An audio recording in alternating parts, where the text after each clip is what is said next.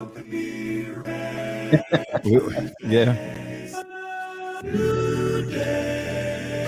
With love.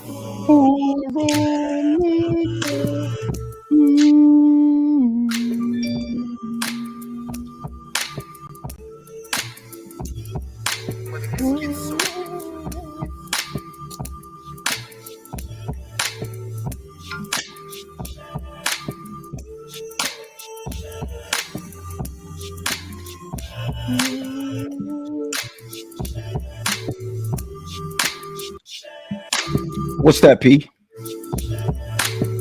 Spaghetti. Like real spaghetti?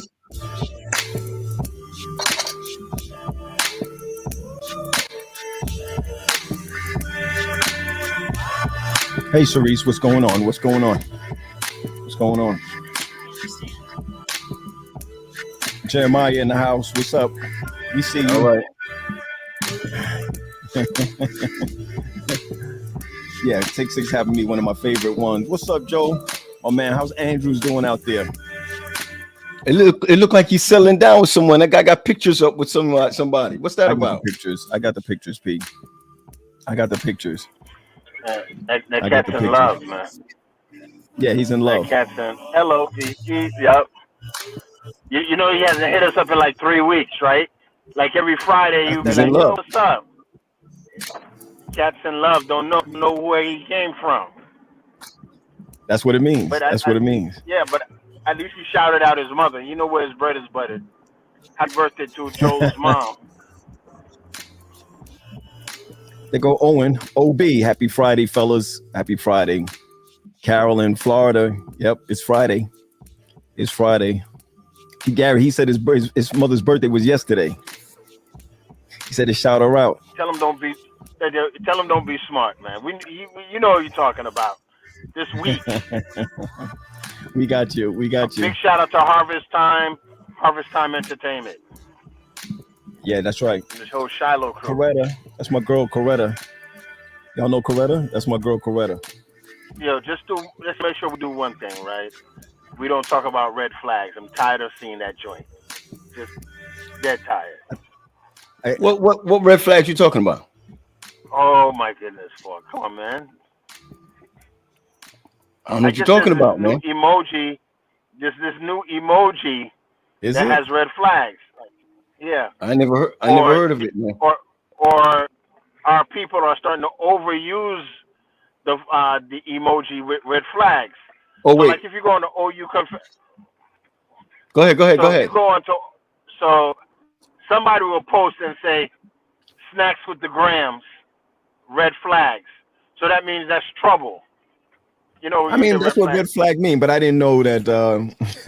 Gary, I know you can't see this, but Timekeeper is like white Gary driving like he in a rap video. Well, first of all, Gary. Hey, Timekeeper, I'm gonna cut off the Godfather payments to my goddaughter, my virtual goddaughter. Stop that. Hey G, just all you gotta do. Yeah, what's up? Just take it from 12 to 9 and put it to 6 and 3, and it look normal, right? you look like a beginner. Yo, I took my son out driving. He's been driving to school every morning. I'm driving Miss Daisy. I'm driving Miss Daisy. Hold on, Paul. Hold on. I know we on, but come on. This is us, though. Come on. I was about to say, how come I don't hear my song? This is us. This up. Welcome everybody. We're just glad that you're coming with us today. And really, I like what we did last week with domestic violence. I do think we're coming up with one of our friends was be jumping on with domestic violence. We're going to bring them on too. This is Graham snack time, and Gary is making it home. There was a 7-car accident out there close by the Bronx, so it's taking him a little time. You know what I'm going to do? I'm going to turn around the screen and see if anybody recognizes where I am in New York. Wait, where they know where you at? Yeah, I think this is a good quiz. So let me just do that right quick. I'm gonna turn around and I'm gonna show. Man, I know where you are. You're coming. You're like around the Bruckner. No, 95. 95. Yeah. No. I'm not on 95 either. I'm not. Where are you? Hold on. Let me stick it out the window so y'all can look around.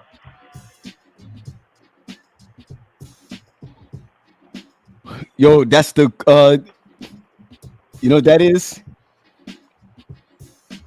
Hold up, Pat. Hold on. I'm trying to see right now. 1, 2, 3. You know what that is? Long Island Expressway. No, I'm on my way home. Come on, son. Oh, I'm saying. Monique said you near Co-op City. No. Reggie said on the way to Jersey. Owen said Cross Island Parkway. Nah.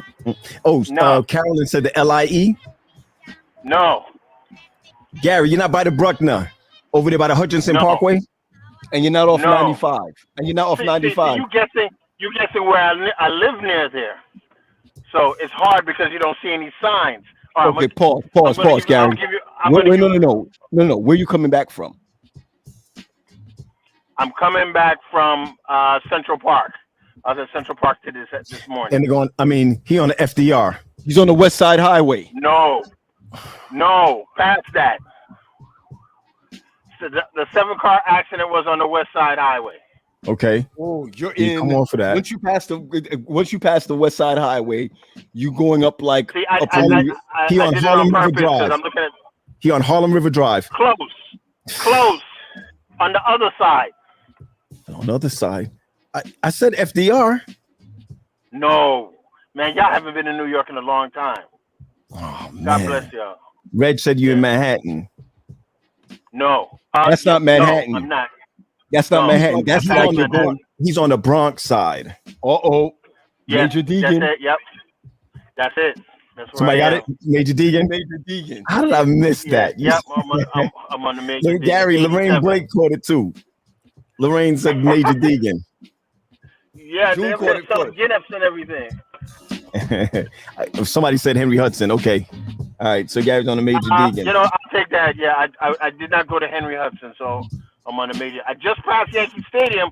I was hoping y'all would see it, but it was in the trees. Oh, and now if we saw that, then we know you were on the Major Deegan. Right. So I'm headed up the Major Deegan. Who's Major Deegan? I don't even know. Y'all got to look that up because I found out who was the Van Wyck the other day. But you find out all these guys like Bond, Vanderbilt, all these streets in Brooklyn and New York were slaveholders. I just got it just now. William Francis Deegan. He's the son of an Irish immigrant, studied architecture at Cooper Union in Manhattan at age 25, went to World War I. That's where you get the Major Deegan Expressway from. It was from Major William. He's an architect, an engineer. So they probably named that joint after him because he probably orchestrated that joint or engineered it. Yeah, like Robert Moses did all of Long Island. Robert Moses. That's why the overpass in the Parkway is low. Gary, you can't see this. Timekeeper says some, and in the middle it was like a white dot. Man, some white man. I love Timekeeper. She's funny. Major Deegan. Gee, get home. All those highways in New York are changing up their names. Well, you remember we were teenagers when they changed it from the Interborough Parkway to Jackie Robinson. Yes, but do you know that the Van Wyck Expressway is no longer the Van Wyck Expressway? What is it? You're lying. What is it? It's the... Gary lived there. He should know. No, it's changed. It's the Robert Kennedy. No. You got that mixed up. Triborough turned to the Robert F. Kennedy Bridge. The Van Wyck is still the same. The Van Wyck is still the same. Triborough Bridge name change. It's now the RFK Bridge. I'm looking it up. Okay, it's now the RFK Bridge. And the Queensboro is now the Ed Koch Bridge. No, Ed Koch got something named after him. You mean Queensbridge is now Ed Koch Bridge? I don't know if you call it the Queensboro Bridge or the 59th Street Bridge. Yes, the Ed Koch Bridge. Yeah. What? Okay. Yeah. Yo, who you cutting off over there? I hear the horns blowing.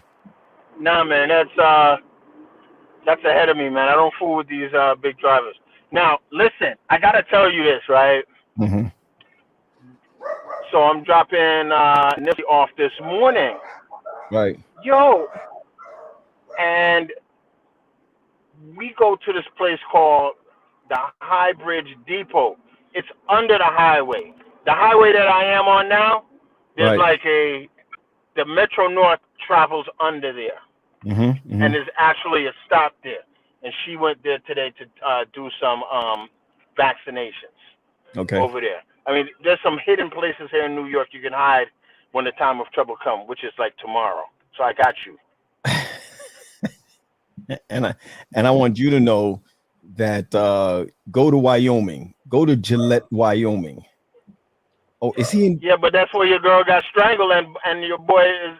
I don't know, man. You know, I don't know if I want to bun up. They left footprints out there. They meant that to happen. They didn't arrest that dude yet? They said he got ate up by alligators down with the preserve where he is. He said he can't survive that joint. Come on.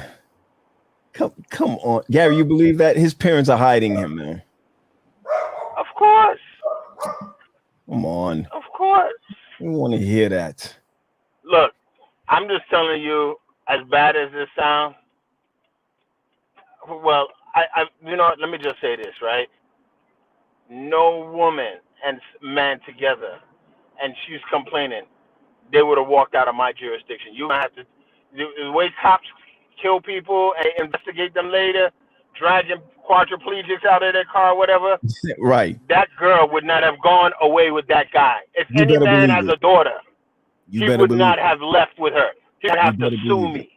You better believe it. Listen, his parents know where he is. They'll check Wu. Wu said he in Mexico. That dude in Mexico. And Carolyn said, Carolyn said gators don't like human meat. Yo, Carolyn knows everything. She coming up. She with the mighty band. She's with my Daniels band when the time of trouble comes. Yeah, Daniels band. You mean hold on, dare to stand alone? Yeah. Because every time they broke out bands in AY, I always wanted the Daniel band because he prayed 3 times a day. I needed that power. Y'all could have picked the Joshua band or the Paul band or the Saul band. I'm rocking with Daniel band. What is wrong with G? I don't know. Yo, Gary, let me ask you a question. Which car are you driving? The New York Air, P. Polluted ganja air. I only got my other car's at the dealership waiting for me to purchase it. So you know I'm in my favorite joint, Forever Ever. The Prius. Oh, the Prius. Yeah. I'm down with the Prius. So I'm down with that. I'm down with the Prius. All right, G. So help us out here, man. The debt ceiling. What's the dealie? Did we lose him? The debt ceiling. Passing the debt ceiling. I'm here. Can you hear me? G-Man. Yeah, I can hear you. The debt ceiling. Come on. Yeah, Talk to me about the debt ceiling. I'm going to pass on that one. Oh, okay. All right. I'm going because I need to take care of my own debt ceiling. I wish when I was low, if I was low on money, somebody would roll up on me and be like, "Yo, Graham, we're gonna raise your debt ceiling so I can pay my bills." Get out of here, man. No, man, I hear you. Pat, how much money right now? You know, really. Hold on. Let me just say this, right? Let me just say this about the debt ceiling. Okay. It's like me and you, Pat, right? Every year we agree to raise the debt ceiling for the estate, mom and dad's estate, right? Okay. And the 1 year, because we wrought with each other, because I may beat you out on something, right? Let's just say we find out that Kim likes me, and now you mad, right? Kim Street? So now you don't decide to raise the debt. Kim Street? Kim Street, right. So now Pat mad, and he decides he don't want to raise the debt ceiling. He'll just temporarily hold it till December. Right. Because every year they raise the debt ceiling, but because the Republicans lost the House and the Senate, They're gonna they hold it up. mad now. Yeah, They're gonna hold it up. Yeah. So And so you know this who is who accumulated all this debt? The Republicans. That's right. That's right. so it are you saying, Gary, that's like mom and dad have all the money and they usually know what they're gonna spend each year because they make a plan for it each year, but then let's say that dad won't wash the car. So mom says, I'm not raising the debt ceiling. Exactly. Yeah, I get you, Gary. She do that right now anyway to all of us. So To all of us. Your mom is in straight control. mm-hmm. The other day, also paid for something. I think like months ago for mom. I get in the car, they take them to the doctor, their doctor's appointment. And mom gives me a check. A check for what? For something that I bought for her like months and months ago. So I'm like, what is this check for? She's like, oh, you bought this and you bought that. I was like, I don't even remember that I bought it. Mm-hmm. But I think I almost felt like she was trying to tip me for driving them around. You know what I mean? I was supposed to think about. I had gone to Chicago that morning. Do you know I had to go back to the house last night? After you left? We were there together yesterday. Yes. So when I to the house last night. So for what? I bet you I know. Go ahead. What? The air condition. Nah. I set that. I set the heat. The air conditioner. All right. Because Dad, from the day we've been born, Dad is like a chameleon. Dad is like 76 degrees for life. Yo, you're not allowed to touch not allowed to touch it. Right. So he's like 76 degrees. If he goes to 77 degrees, he's gonna have a heart attack. If he goes to 75 degrees, he's freezing. Dad's house is always at 67. So give me a Gary. What do you think he called me back for? You hear the argument last night? You didn't hear the argument yesterday when I was there? What? And then she was like, Mom got the thermostat, right? And Mom, did you hear when Mom did one of these numbers? Oh no! I said, what happened? Your father messing with the thermostat again. I was like, what? Yes. And they got 2 zones in the house, right? So I went to do that. So we left. I had some things to do. Dad hits me back. Gary, give me one. Gary, I didn't hear you. What do you think Dad called me to come back to the house for? To change the thermostat. Nah, I didn't need thermostat. Paul, give me one more. Can't find shoes. One more and I'm done. The alarm. No, but I did the alarm. I did the ADT on everybody's phone. Probably called you back because he wanted you to watch Family Feud with him. Nah, that would have been 4 o'clock. Yeah, 4 o'clock is the Judge Judy. Judge Judy. Oh no. So Judge Judy got rid of her bailiff. Did she really? Yeah, but after you finish the story, we'll break it down. Paul, you can look it up in the meantime. So really, what? So Dad calls me. Dad calls me. He's like, "Yo, the microwave's not working." No. So I'm like, the microwave. First of all, nobody know how to use that microwave. I don't know how to use it. He's the only one in the house that know how to use that microwave. Gary, you ever know how to use the microwave? I don't even know how to use a microwave. Gary, do you know how to use the microwave? No, I don't. I don't either. No, I don't touch it. Right. You're right. I don't know how to use the microwave in there. I mean, I know everybody's probably gonna be like, "Really, Pat? It's just a start button." No, it's not like that. It's like it's like Cape Canaveral. They got the knob on there. Yeah, it's something you got to figure out how to do this. Dad is the only one that got it down packed. So Dad calls me. He's like, "Your Pat, I think I think it tripped. The dude that they bought the house from, everything is wired to the box. Some people have a microwave and you just have a plug in the top of the cabinet. It's not like that. Everything is to the house." So I look at it. I'm getting ready to come down and Mom's like, "Yo, we're not eating till tomorrow," right? Because they go to bed at 7. 5:30. 5, right? They go to bed like at 7 o'clock, like 5:30. So I said, you know what? Let me just go over. I go to the house. I go downstairs. I flip the switch. Right? What's up, Wen lover? I go ahead and I flip the switch. The joint come back on. Go. What you say? Gee, I didn't hear you. God help them when the clock goes back in a couple of weeks. None of y'all. getting up in there after 4:30. Hold on. I gotta tell you what else they call me back for. You ready? To their you know, the thing that turn on the lamps in the house. Come on, the automatic switches. The timer. Yeah. Right? Had to go ahead and flip that, take that back too. Is that what you went back to do? I did that leaving, so I wouldn't say I can't say that. I went back for the microwave to do the microwave. What was wrong with the microwave? Was it working? Flip the switch downstairs. What? Pat, you're a good man. That's all I gotta say. Hey, it's just the way it is. One day I'm gonna slip Viagra in Dad's pill, his eye pill, or one of those things. Yo, listen. You know how Dad is. Come on, you didn't hear the Bible say? The Bible say, honor your father and your mother. He's honoring him, Gary. Joke like that. He's honoring him. I honor him. I love him to death. So Dad can't see. No, seriously, it's getting worse, right?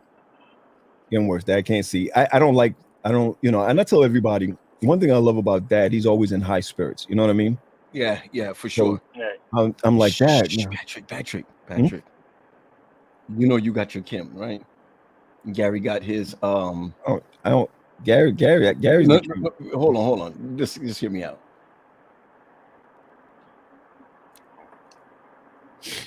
I can't see that. What's that say? Her name is Juanita. Don't mess around with her poor. She's spiritual. Okay. Whole family. Spiritual. That's my people from Pisgah Church. I'm gonna tell you this right now. Her daddy is spiritual. Yo, the whole family. Whole family like that. Whole family. Yeah, G. So hit me up. What's up, Judge Judy? What's the deal? Yo, do you know he's worth 45 million? Yo, she got rid of Bird.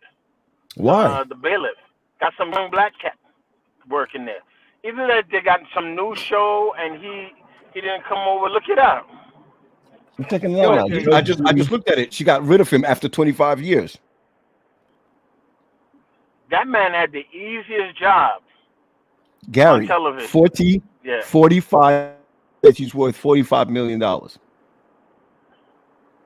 You hear me? I'll pick paper up, bring it back and forth. Brother been on there for 25 years. What do you need to work for at this point? But you know he's had some appearances on TV shows too. Yes, Gary. Some sitcoms. He was on like NCI. Yes. Yeah, and he was on NCIS and stuff like that. I didn't even know his name. Oh, that is his real name. Bird. His name is Bird. William. Bird. That's what she call him. I didn't even know. First I thought it was Bert. Like, right. Nah, that's Bird. Right. So she said. Judy said she got some young strapping black dude on there now. Yeah. Yoni said that he wasn't fit for the new show. They're going in another direction. That's how we supposed to say it, right? That's how we always say, you know, we're going. Well, he says he wasn't consulted. He said he wasn't even consulted, but you know, he didn't make the show. That's how it is. That's how it is. Next thing you know, you find out on the news. You find out on the news that you know, you're not the president. You're not the youth director anymore, Pat. You're gonna go. You're gonna go to the. That's how you find out. Yeah. Let me tell you how it is. This is the truth. Right. Your church know you're moving before you know you're moving. Because the people on the executive. No. Your church know that you're moving before the executive committee know that you're moving. I think a lot of times the people in the office, administration, they be talking to people in your church. Right. And that's how it's find out this and the other and the whole nine. Yep. And then by the time I do the same thing too, man. I mean, honestly, if I'm talking about moving someone, or I talk to people in the church, but you know, no one keeps their mouth closed. Nobody. But here's the thing. I'm gonna say this. People are gonna have a problem with this. Gary, you still with us? Because you look frozen. You still with us? Maybe you can hear me. I'm here. There is no secret in any one of those committees. Sensitivity, maybe, but there's no secret in any of those meetings. Your board meetings are not secret meetings. There is no. I'm not saying that as a like being sarcastic. No meetings that you're a representative of, that you send representatives to, are secret meetings. Come on, I want you to think about that for a second. Paul, you quiet. Not quiet. It's just, I know it's true. It's just that I'm sad that it's true what you're saying. It is. I want you to take time to think about this for a second. When your board meets, let's say at a church board meeting, and they and we say, let's not let this get out. What are you saying that shouldn't get out? You are representing the church. Whatever is talked about in board meetings, there's no secret in board meetings. It's not supposed to be secretive in board meeting. That's right. There's no the most secretive thing in church, if you want to look at structure, it's only elders meeting. That's not secretive either, because they represent. I'm just telling you, there may be some sensitive information with people's spiritual walk. No. Now, that's why I said maybe sensitivity. Do you understand what I'm saying? Maybe as far as sensitivity is concerned, because somebody might be, you know what? Bottom line, there is no secret. Paul, I want you to think about that for a second. There is no secret on a board that you are representing the people. It's no secret. It shouldn't be anyway. So let's say an executive committee came together, or a board meeting, you came together and you voted something. There's no such thing of a leak. You understand what I'm saying? Shouldn't be. That's right. Shouldn't be. Yeah. I mean, you voted it, you voted. You just go where you got to go with it, right? The problem is the problem is the discussion to how you got there. Now, I agree with you, but that's not a secret either. I hear you, but I'm just saying. You know, facts are nasty. Facts are nasty. Folks they say what they want to say. They hurt people's feelings, but they also say it and hide under the guise of, well, this is not supposed to be said. Yeah, real secret. If you right, I get it. You know, nothing in the chambers, nothing discussed in the chambers for the people's outcome should be secretive. Sure. But what makes boards meeting goes long? Things that should be spoken offline is brought on the table. Yo, listen to your boy Paul. Gary, the reason why board meetings are long is because people are interested in the meeting.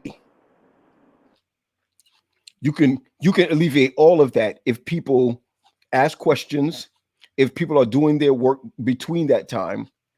And truth of the matter is, what I have done in the past, and now I've learned to do even now. So when you send out minutes, you don't send it out 2 days before or day before. You send out the meetings a month earlier, so people have time to call and ask questions before then. Yeah, I got a better one for you. The recording secretary could send out the meetings the night of. Come on, it's facts. Yeah. But here's the thing why board meetings go long. And I got another one for you, Pat. Go ahead. Please, culturally, I have never been in a meeting in the conference or in the last year. Next week will be a whole year that I've been gone from RPC, and I'm in the conference office. There's some highly important meetings that last 25 minutes and 30 minutes.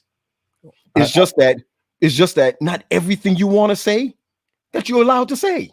I'll share something else with you. There's a lot of things that first of all, board meetings are really for you to come up with the facts, right? Vote up, down, whatever. You should be communicating the whole time through. There's a lot of things that we do in board meetings that could be done in an email, right? Because most of the stuff in meetings are FYI. You know, this is what we want you to know. There's a lot of things that and there's a lot of things that people discuss in board meetings that have you can't vote on something that's already structured or something that's already there. Anyway, board meetings should be the communication should be going on the whole month before you get there. So all you're doing is moving items instead of sitting there trying to embarrass people. That's it. I got a bigger one for you, Pat. Go. I'm not even sure why a spiritual entity is using the word board meeting. I'm not even sure why, and I'm telling you, it is proven. It has been proven because of Restoration Praise Center. I mean, that why are we picking leaders from a secular mindset? You know, that one more time. Robert's Rules of Order that we go by, right? It's not a spiritual it's not a spiritual process. Sure, but listen, let me be clear, man. Go ahead. Spiritual, according to the Bible, spiritual gifts is the way that people are selected. Yeah. You understand where I'm coming from? Yeah. And less people are hurt from the spiritual model and the elders model and the New Testament model. More people are hurt by the Robert Rules of Order model. Yo, y'all hurt my head with this, man. Yeah, really are. Pizzo, I agree with you. I just got a text message from a friend of mine that said that, you know, and I remember now. Who's your friend? Is it a secret? Who's your friend? Yeah, it's a secret because this ain't no board meeting. This ain't no representation. Right. So that said, that you just don't want, you want to be able to tell people what was voted instead of them finding out secondhand. You know what I'm saying? You want to be able to do that. I agree. That's order. So what I text back was, but it's still not a secret. You understand what I'm saying? It's still no. I hear you 100%. No. I'm just saying that to put out there that, you know, that it should be there. But let me just tell you this though. I think if we had more women running board meetings, we'd get out like in 25 minutes. You say running board meetings. Hold on. You said running board meetings. You know what I said? I said running because most meetings that I'm in got more women. And it's long. It's long. It doesn't make a difference. It doesn't make a difference. See, I got to be careful because I've been going to the same church for the last 20 years. So any of my experiences will be exposed. But I can tell you this, right? Whether it's board meeting, work, or anything like that. Once you let somebody else's agenda come on the table, it's going to be a problem. That's right. I can tell you. That I can tell you. And let me give you another secret. Let me give everybody another secret. Don't let the pastor find out anything. No, I wouldn't say pastor. Don't let the chairperson. Leader. I say chairperson. No, the reason why, because many times going through church, I didn't run board meetings. Same here. I let the first elder run it. You know what I mean? Or designee. Or designate, right. But here's the thing. Don't let the pastor find out anything new at that board meeting, right? So let me tell you what I do. I set the agenda with the elders. You know what I'm saying? I don't set the agenda myself. I set it with the elders. So there's always elders meeting before there's board meeting. You see what I'm saying? Yeah, all the time, Pat. Mm-hmm. Mm-hmm. But you see, the question is, and here's the question, right? And then we can go into something else because the reason why I'm saying go into something else because Gary's getting teed off because Gary hate this. Gary don't like church. Gary don't like that church show. He don't like church. Let me be clear about this. Yo, why y'all exposing me like that? You know the Ephesians gonna be like, yo, that's why Gary be like that. There's only one church I've been aboard of. Yeah, but Gary, you're not spiritual. You can't. You can't.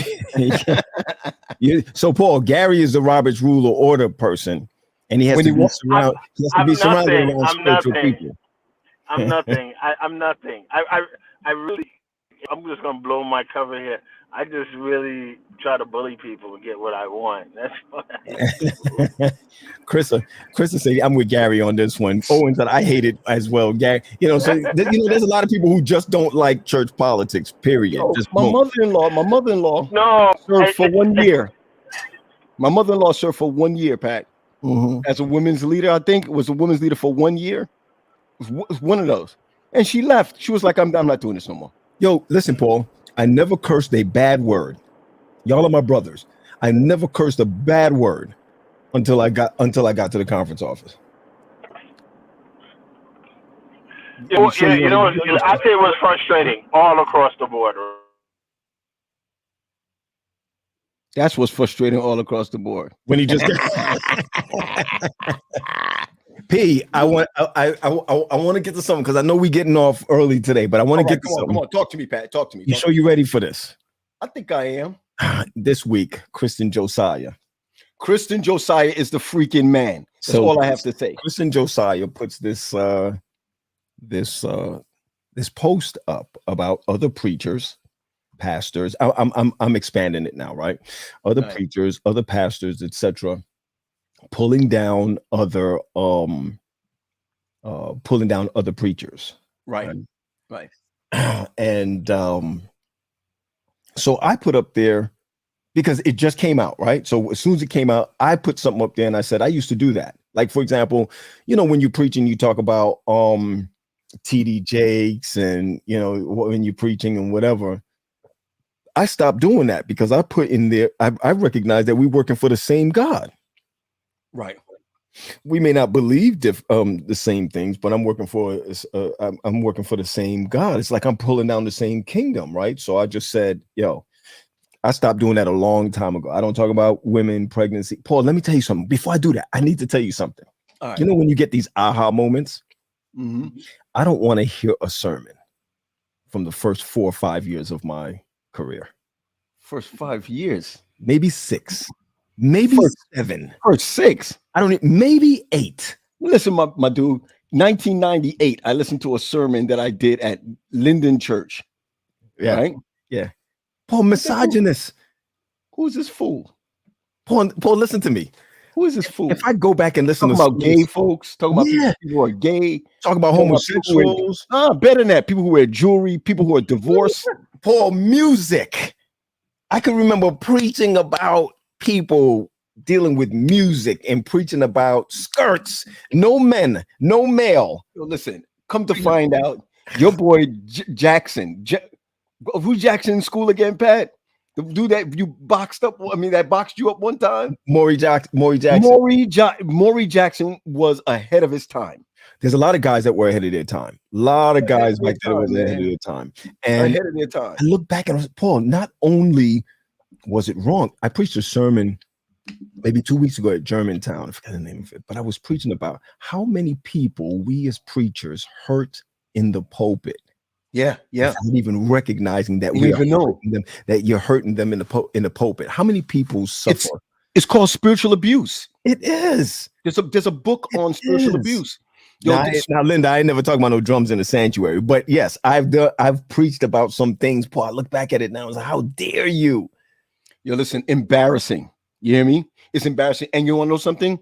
Those cannot be messages that's from God. It's messages that has been enveloped in our culture or where we are right now. Or better yet, Sharice says those sermons were from y'all training versus relationship. Absolutely. I get that too. No, awesome. So Pat, let's go back to the matter at hand. So Josiah puts this thing up. I don't know what it's about either. I don't know. So I hit you up. Hold on. That's the reason why I said that. I set it up that way because I had to erase it because I was talking about, man, I used to do the same thing. You know what I'm saying? I had realizing that was not what he was talking about. That's right. I didn't know that's what it was about. So I took it down. Maybe I waited for a little while because I'm going to tell you right now, I don't hear about the Adventist news till late. You know what I mean? I don't hear stuff. I got to admit it. I be getting it. I don't get it. I don't get it too late. Just what Krista said. Preachers have deeply hurt many people, especially women. It's true. We have, and that's just the bottom line. And Paul, that was what my sermon was about at Germantown. Was how many people we have hurt in the pulpit, thinking that we're doing the right things, saying the right stuff, or whatever the case may be. Right? So somebody said we're about to touch the elephant in the room. You're darn right. We're about to touch the elephant in the room. Yeah. So one day. So Christian Josiah is writing this thing. He's about to ordain. When I say his conference is about first read that statement right there. And then we can move forward. Ban all sermons about jewelry and women's clothing and makeup.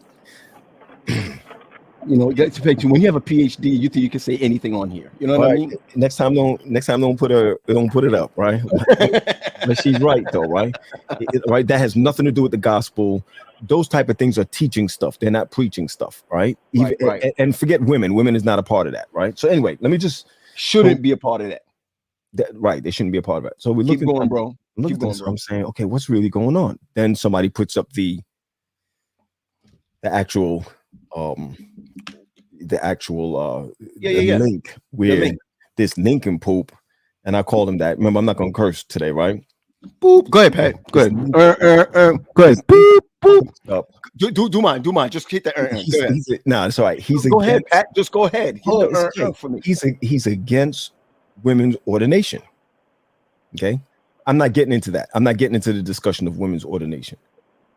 But this dude lambaste this preacher, this woman preacher. I was embarrassed to the point where I think preachers ought to get sued for the foolishness they do. Did you see? I put a post up later on that said doomsday preachers. Yeah, I saw that. Will stop doing what they're doing when you get sued. All right. And let me tell you something. Slander is when you tell a lie on someone, and cause them to lose their livelihood. Yeah. Okay. Yeah. And this is one of the things that I recognize. This guy, I'm sorry that the link was put up because someone called me and asked me, a pastor called me and asked me, yo, what was it about? Did you see it? I said, no, I didn't see it. Yo, Graham, you telling me you didn't watch it? No, I don't give. If he gets 1,000,001 won't be mine. Right. I will not give airtime to him. And not to mention, right, you all may not know this, but one day Restoration Praise Center had like a stick man, one of those stick men with the round heads and the hands going up and the legs going up. This guy is preaching, and after he's preaching, he says that RPC is into humanism because of the man. You understand where I'm coming from? Right. So, this world is small. I got his number. I called him. I said to him, listen, this is Paul Graham. Who? You don't know who I am? You preach about my church and you don't know who I am? Right. All right. And he was like, oh, okay. You're the one that preached and said that I invite comedians. Right. And this, that, and the other, and the whole nine. So I said, so you don't know who I am? Yeah, oh, yeah. I said, okay, let me share something with you. This was my words. You said that we involve ourselves in humanism or something of that nature. Right. I said, that for a fact? No. I said, okay, let me suggest something to you. Strong suggestion to you. I want when you get back to your around your table, you edit that or you cut it out. If not, my conference lawyer is not going to be talking to you. I will be talking to you. My lawyer will be talking to you. Right. Because what you just said was not factual. That's right. And listen, you see how he talk about the bubble heads and stuff like that preaching. Right. Gary, you back on. Go ahead. You can say that because that's what was happening. Sure. You understand where I'm coming from? Sure. But you took the name, you said something which was not true. Right. Okay. And if I lose $1 from that, if a member comes to me and says to me, I no longer want to be about this based on what he said, which was not true, it's slander. And I would, and you had to make sure your house is not in the name of your business. That's right. I'm taking everyone. And my man, it was erased. He took it down. Yeah. See, here's the thing. Instead of us looking at what he said, we ought to be reporting it. Everybody got to be pressing the report until they take it down. Do you understand what I'm saying? And instead of taking it and sharing it with somebody, pull it down. Right. Then we ought to be like those shepherd's rods, right? That go to camp meeting, right? Everybody got to be camped out at his church. Shut him down altogether, right? Because let me tell you something. I do believe that God called certain people, even outside of Adventism, to be watchmen on the walls of Zion. Man, I was going to say exactly that, to be watchmen, not only to be watchmen, but to blow the trumpet, right? Yes. I believe that. But let me tell you something. Sister White's writings, she says this: Jesus has never rebuked anyone without tears in his eyes. Yes. Without some type of sorrow. Gary, you going upstairs? I'm about to go. Yeah. All right, I'm taking you off till you get upstairs. Hurry up, blue boy. Right. Hold on. Hey, blue boy, hurry up. You look like an Oakwood flag. Take my time. I'm an old man. Yo, anytime he paused like that, something bad coming. That's the reason why I was like, yo, be careful, be careful. All right, G. All right, I see you upstairs. So my problem. Sister White says you said about tears. Yeah, Sister White says that that Jesus never rebuked anyone without the sorrow. You know, that sorrow that you rebuke someone with, right? Yeah. You don't. There's no pride in rebuking someone. Now, on the flip side of it, Pastor Bojan, you can't take out. Man, Paul, I would be all over the internet if you cut up my sermons. Yeah, you can't. If you cut up my sermons, sound bites, if you take out these sound bites, I'm in trouble. I'm a thief.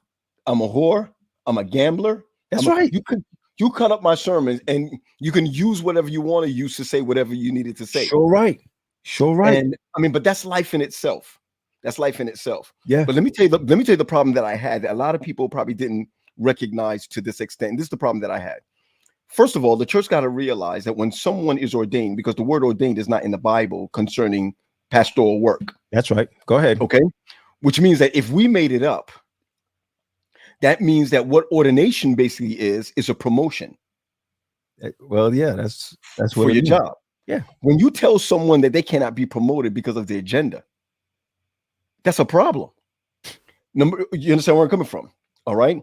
Number two, Kimberly Bojan is, I'm not even going to talk about whether she preaches well, whether she's a great pastor, this, that, and the other. That's besides the point.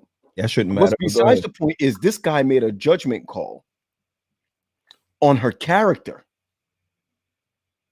Do you understand where I'm coming from? That's so right. Not only was the call made based on her being a woman, but you know how many men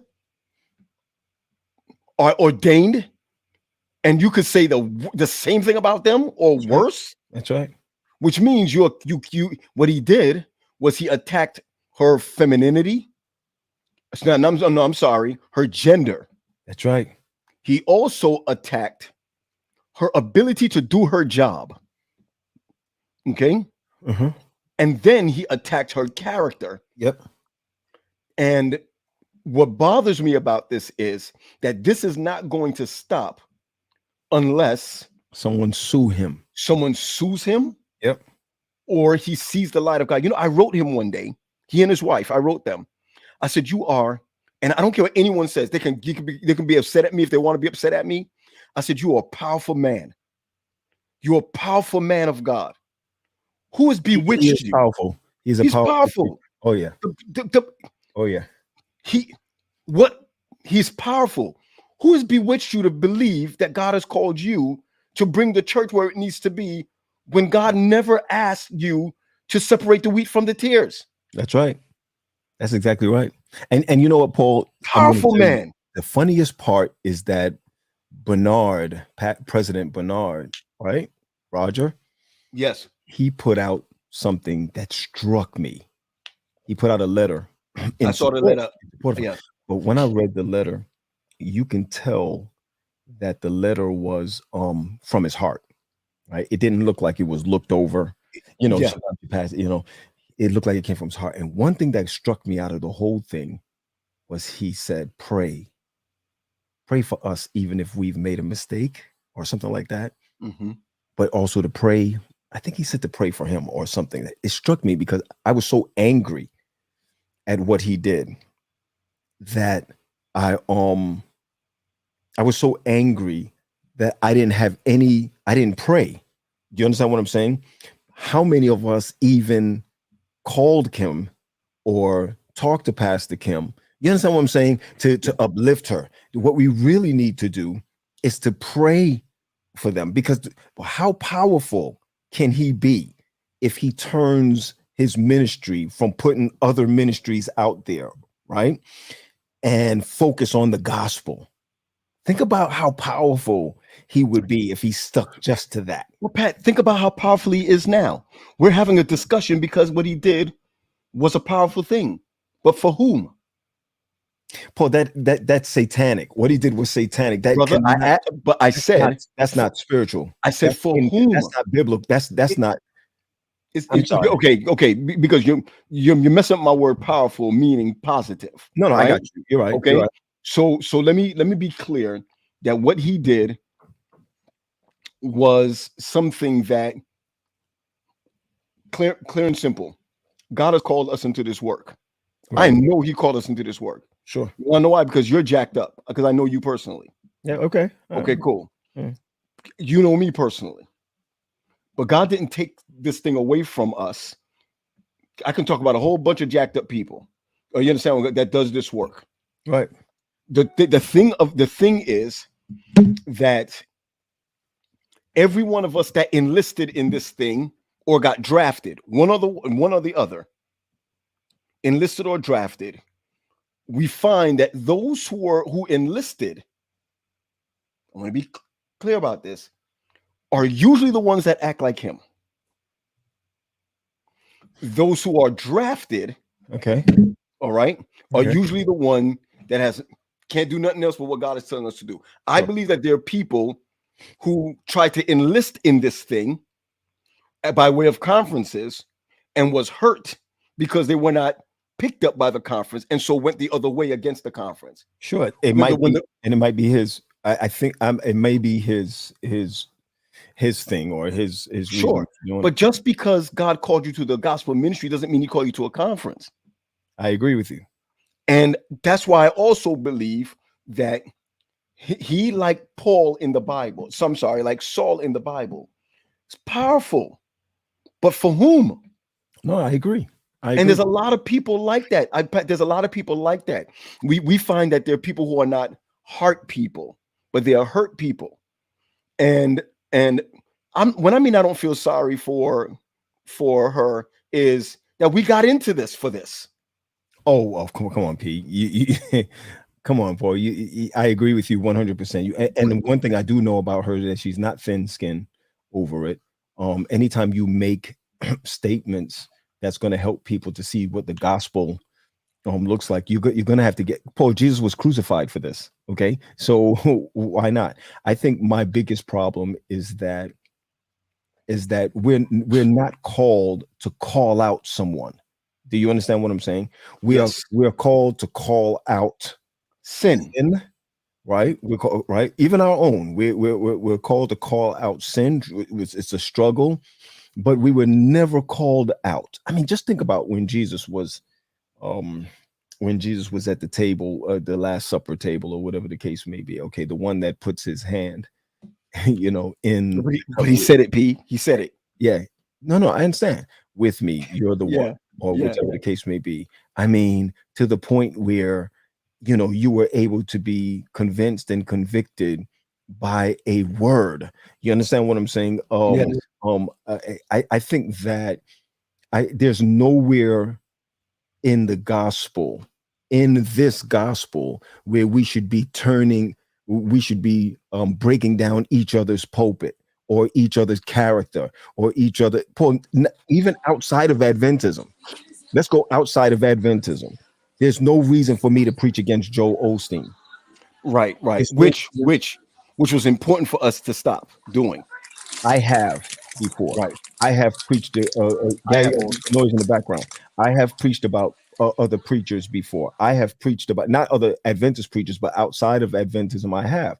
And just to think about it, they're doing God's work. Yeah. They're building the kingdom of God the same way. Yeah. And so it needs to be stopped. That's all. It just needs to be stopped. I got a post the other day. I mean, today from someone. He's an Adventist guy. He lives in the Bronx. That's all I'm going to say. And I also believe that if you're going to post something, right?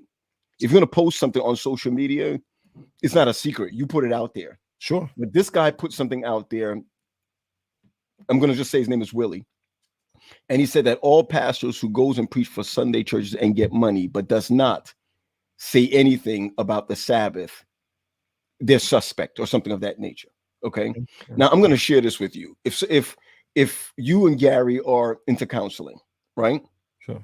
All right. Mental health or what have you. If I'm a Sunday preacher, or church, and I call you in to do that, what you guys talk about the Sabbath for? There's no reason to.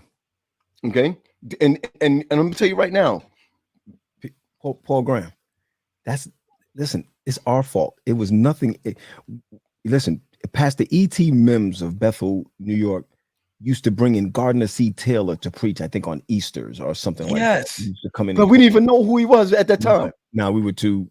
We weren't even in the preaching aspect of then. He used to come in and preach for us. Not only that, but E.T. Mims, who was a contemporary to King and all of them, he used to go and preach in there. So we're good enough to go preach for them, but they're not good enough to go preach for us. And then we want to go in there and do what to their pulpit? Those people are already saved.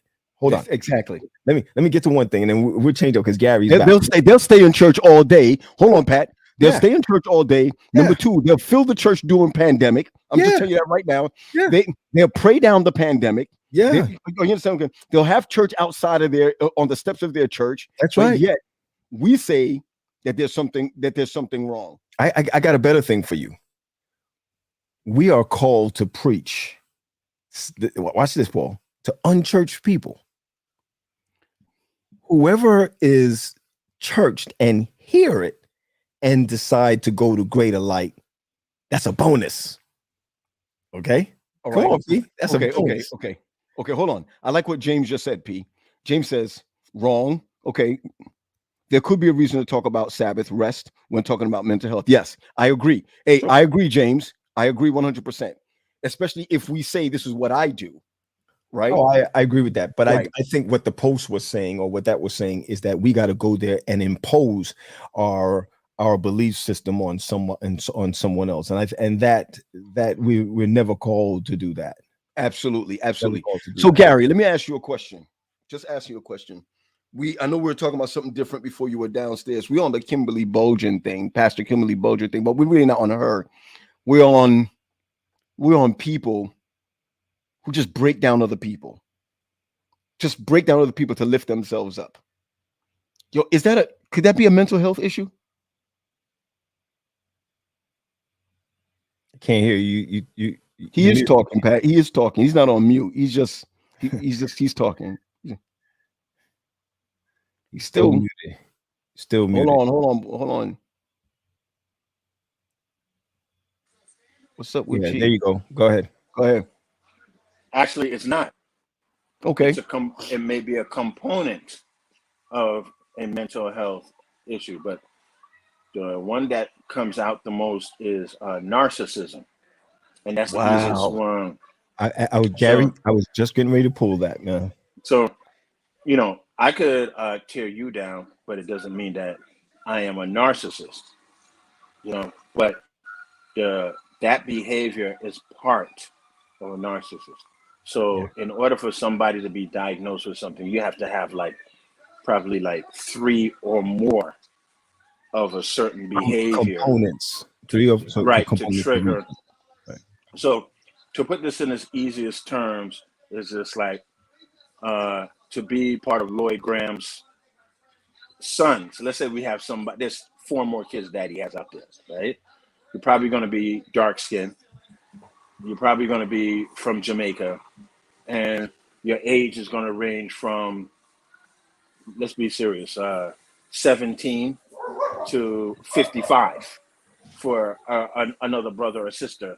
So those 3 components have to act in order to be true. In order to have it. Right. So I don't know why you use that, but okay.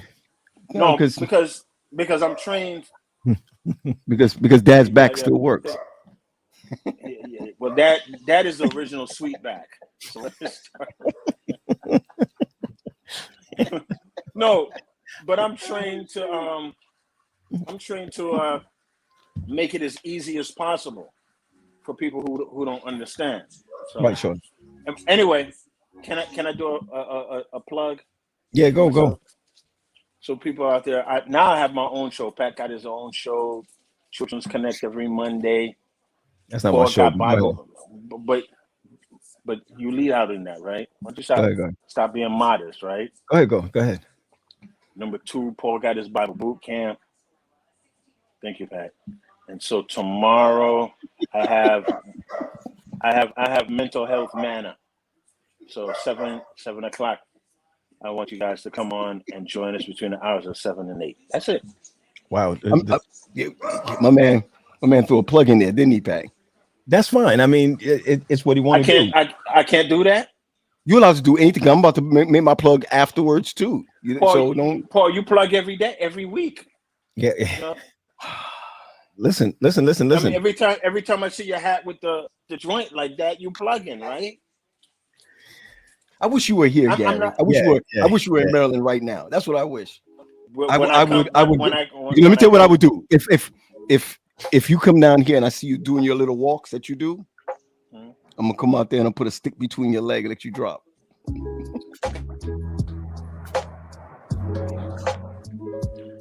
You gonna make me curse. Hi, my name is Gary Graham, and I'm the top. Gary, what time? Seriously, they're asking what time. You say what time? Why don't we let Paul, since Paul is cussing out, Paul, why don't you go on the Facebook, tear it down, and throw it up there for me, man?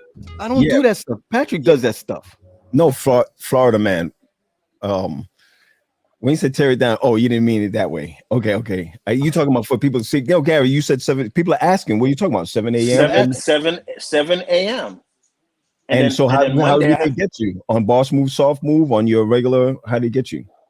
And it's on Boss Move, Soft Move. It's on my all my platforms: LinkedIn, Gary Graham, and then I'm on IG, the authentic Gary Graham. Yeah, Wejner says he's going to be on watching also. So that's 7 o'clock tomorrow morning. Every Saturday morning we'll have mental health manna on the Sabbath. On the Sabbath. You're the worst, Gary. You just the worst, Gary. On the Sabbath day, you doing your own thing on the Sabbath, your own. Yo, it's needed. I stumbled into it. No, I stumbled into it. No, it's a good thing, I really did. No, it's too early. I catch the replay. Why y'all mocking me? Gary, ain't nobody mocking you. I think it's a good thing. And I do have a podcast. I'm not plugging, but I do have a podcast. And okay, but and so I think it's a good thing. 7 o'clock on Sabbath morning. Go ahead, do what you gotta do. I'm gonna share it for you. Somebody's sucking up to Gary. Come on, man. Y'all don't know who that is. That's my man. Just Storm.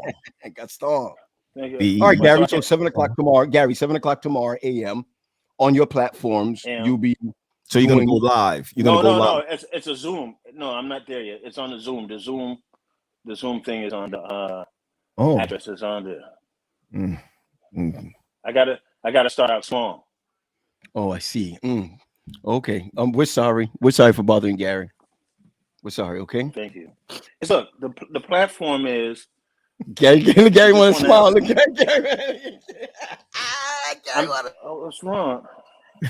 Gary. Somebody's taking up for you over there. He see it. Y'all better leave Gary alone. Look. I wouldn't be here if it wasn't for you two. Paul Graham. Yeah. Chris said people need it on Sabbath morning before they have to deal with them church devils. Hey. Oh, I got one. Can I do a little preacher thing to it? You have the opportunity to choose. Go ahead, Gary. Sabbath mornings. Go ahead, Gary. We're tired of seeing negativity. Come Sabbath morning and speak about your Sabbath experience. Go ahead, Gary. At Mental Health Manor. We love you. We want you to come one and all. Yes, Gary. Amen. 7 a.m. Right, go ahead, Gary. Go ahead, Gary. Go ahead, Gary. Yes. Go ahead, Gary. Gary, I want you to do another one. Here we go. Okay. All right, go ahead. Plug it, Gary. Plug it, Gary. Plug it, Gary. Plug it. I woke up one Sabbath morning. No, not yet.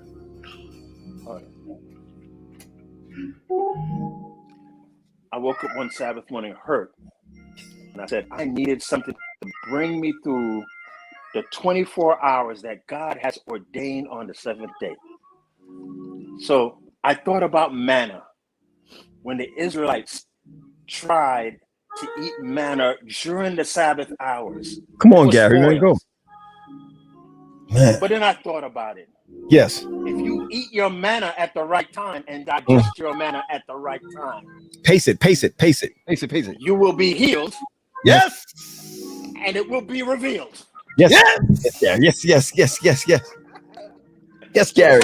Join me tomorrow. Patrick. Yeah. Patrick. Early in the morning. Early. Early. Yes. One more. What? No. One more early.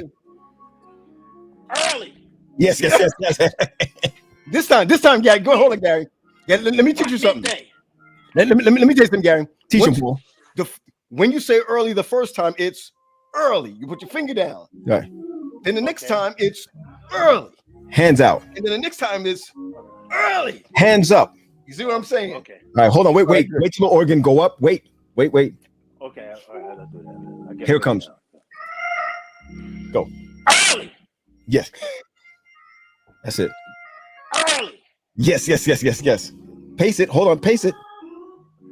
Early. Yeah. Not midday. Not midday. Not midday. Evening. Yeah. No. But Morning. No. Very early. Not morning. Ready? Morning. Not morning, but Not early. that's it. And Gary, and when you shake hands at the door, early, my brother. Early. That's it. Early. Cash App, Gary A. Graham. Early. Wait, speak about Cash App. Speaking about Cash App, I do have a man, it's hot up in this piece. It's because of Gary shouting that early joint. Because early, my wife is mad at me right now. Why? She's like, calm, because I was preaching the gospel. I thought you said you dropped her under the bridge. No, I dropped her this morning. Oh.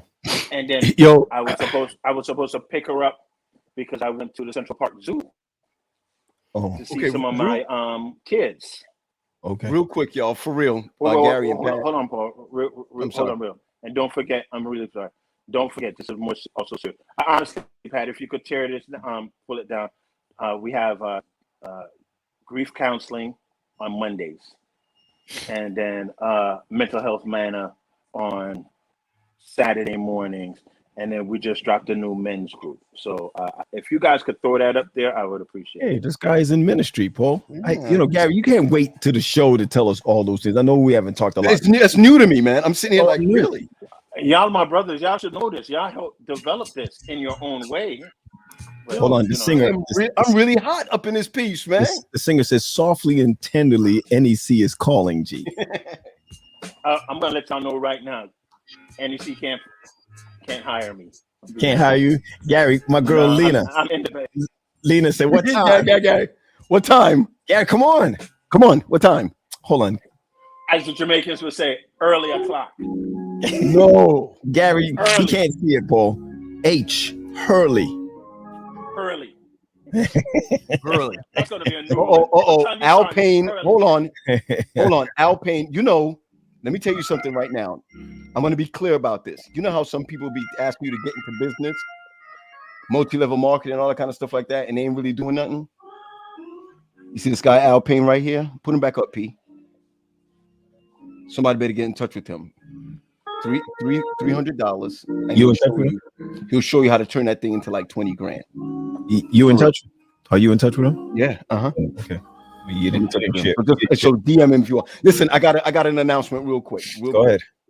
And Al, anybody that call you, okay, I'm just saying. Okay, listen. Not this week, but next week. No, the week after. TA Choir. You know that they won the choir fest in South Africa. It was Oakwood and TA that won it, right? And we're going to Madison Mission and Oakwood University. Mm-hmm. But the kids want to offset the funds for the kids to go. It's 30 kids called Camerata. They want to go. It's going to cost about $2,500 for them to break it down between 30 kids. You know what I'm saying? So for anybody that's on right now, it's not a Cash App or anything like that. I'm just going to put the link in here. And Pat, you can put it up if you can. That you just go to What is that? I think I wrote the wrong thing down. I don't know. Is that right, Pat? That's it. That's it right there. All right. So anyone who can, we're gonna ask you now, and I'm gonna also ask you at the end. Just if you could send something. We just need like 2,500 so that it'll offset for the kids to go. That is www.ta.edu/donate. And when you donate, put in there the trip to Oakwood. The trip to Oakwood. Okay, so they're going to be singing at Oakwood. All right. So just put that in there. Anyone who can give $10, $5, $100. If you want to pay the whole $2,500, let me know. It's all good. It's definitely all good. So I just want to push that, and I'm going to push it again at the end. That's all, Pat. Nothing more. Man, that's good. That's good. Nothing more, nothing less. I love that choir. The choirs, they've done a marvelous job when we went to South Africa together. But they're also going to be singing at Oakwood University for church service. You know they better come correct out there because Oakwood is still Oakwood. Yeah, man, they got to come correct out there. So yeah, Oakwood is still Oakwood. Real quick, let's take a break here. So I just want to know what everybody, what you got for snacks. I know that I came out with, I had spaghetti and meatballs. That's here. So Gary, your girl Kelly better have some snacks with her. Okay, that's all I'm saying. And there's no juice. I'm gonna leave after this part to go just so I drank. No more juice. No more juice this weekend. Water. Glasses of water. I also want to show you something. Hold on one second, guys. 1 second. This thing here will clear COVID. Would it clear sin, Pat? Can that clear sin? I don't know about sin, but it'll clear COVID. This thing called Honeys. It's pretty good. Oh wait, hey Dunkley, I did have an apple today. I did have an apple with me. I just threw it in the garbage. So Pat, let me look at that. What is that little thing you got there? Well, this is Fritos. This is what I'm going to be eating while Dr. Robinson is going to be walking us through. But this is Fritos, and but this is Honeys. I'm telling you, man, I got this from the Amish market. Go save one or two and for me. I will. And anytime I get COVID, I take one, and the COVID goes away. Oh, keep playing around. You're gonna be on CNN. Keep playing around. Watch those statements, man. Okay, I'll take that back. You know what it does? When I feel congested, this thing just helps me out, man. All right, I hear you. Gary took that really serious. I'm sorry about that. Pat, I haven't seen Kelly in. Oh wait, let's see yours, Gary. What snacks you got? I got Snickers. As soon as I got here, wife gave me Snickers. Oh, your wife gave you Snickers.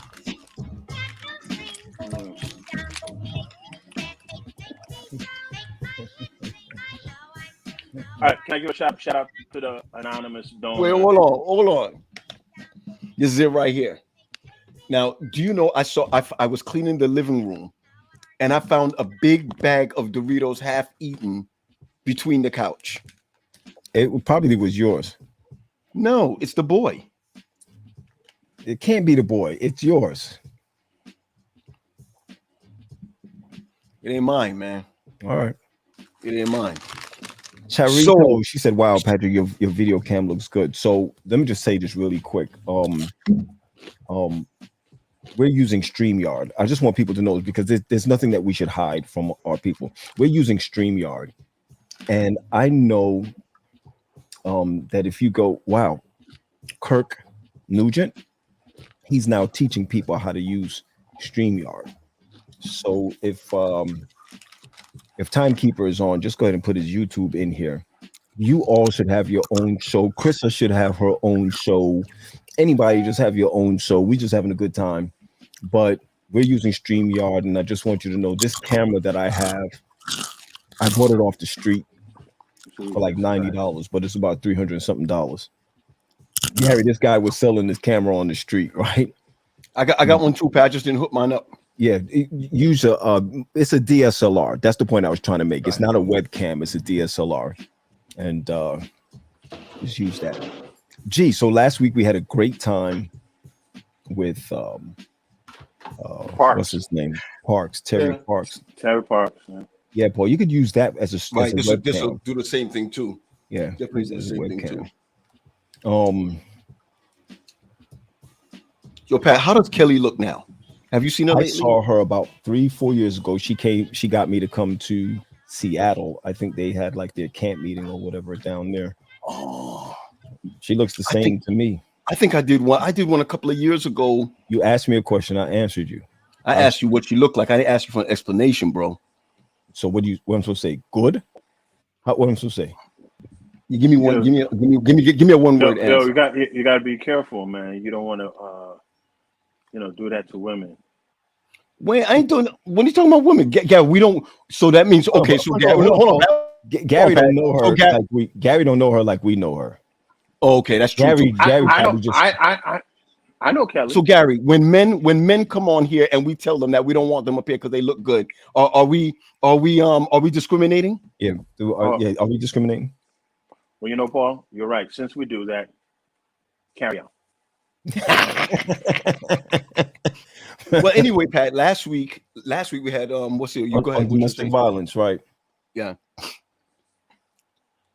Dorian Stewart just said that there isn't a good way to answer that as a married man. Ever since Dorian hooked up with my man Patrick, my man, and then had their little one. It's the baby. It's the baby. Yes, the baby changed. Yeah, the baby changed. It's the baby, and that baby is adorable. And keep it up. We'll call CPP and we'll take her from you. That's right. We'll take the baby from you. Keep playing around. Don't keep playing around. Guys, we got a couple of minutes together. What are we? Hey Pat, when I'm done, I want to hang out for. Can we hang out for a little bit when I'm done? Come over. Come over. Play baseball real quick. But here's what I wanted to. Patrick is mad before we bring her on. Come on, y'all. Patrick is mad because I'm kicking his behind in baseball right now. Whatever. All right, one more look before we bring on Kelly. Melissa. Oh, the Big E. Yeah, that was good too. Melissa did Elephant in the Room, season 3, October 24th. Y'all got to get on that. Listen, Dorian said y'all wicked. Listen, James said the baby is awesome. She loves me. Listen, real quick. So we had on our man last week. Yeah. And he was kicking knowledge about this, right? A lot of people hit me up and was like, yo, y'all got to keep this going because a lot of people don't understand domestic violence and what it entails. So Gary, you want to go on with the next one on what she does, or how you want to do this? Simply, Kelly is probably one of the leading advocates for domestic violence, sex trafficking, and women's rights.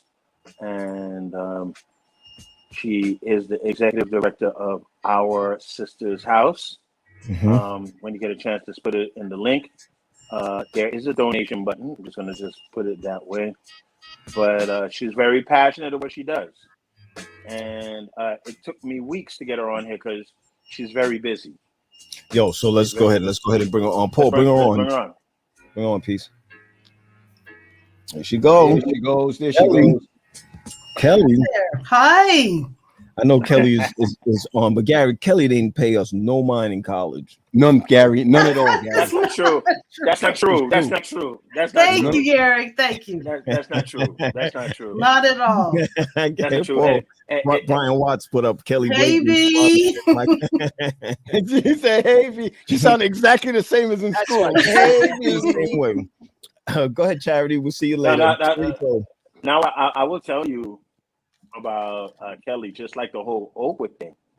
We all were respectable, but then we crisscross. But then when our businesses got entangled, we started working together, and so she's been a blessing for me to open my my West Coast side. That's my West Side connection right there. So that's why you ain't sleeping. That's why you ain't sleeping at night. That's right. That's okay. We could be making money. Yeah. And it's been a blessing working with you, Gary. Yeah. Thank Kelly, you. talk to us. Tell us. Oh, go ahead, Gary. I'm sorry. Go. No, Gary. I just wanted to say Kelly gave me an opportunity to help her write a grant, and we got our stuff audited, and it's just good when your friend and your college colleague is doing well and you can help. So we look into bigger. It takes a lot of work. And I want to encourage people out there, if you want to put some experience, work on your caseload, work on your skills, reach out to the West Coast, take a couple of cases, and learn and get outside of your comfort zone just a little bit. I did it, and it helped me. So that's what I wanted to let everybody know. Thank you. I don't know if you saw Nisa. Hey, Nisa. Hit you up. So the whole crew sometimes come on here back and forth. But I know you guys have a huge crowd. No intimidation at all being on here today. Okay. You do what you do. We over there by the bell across from Blake.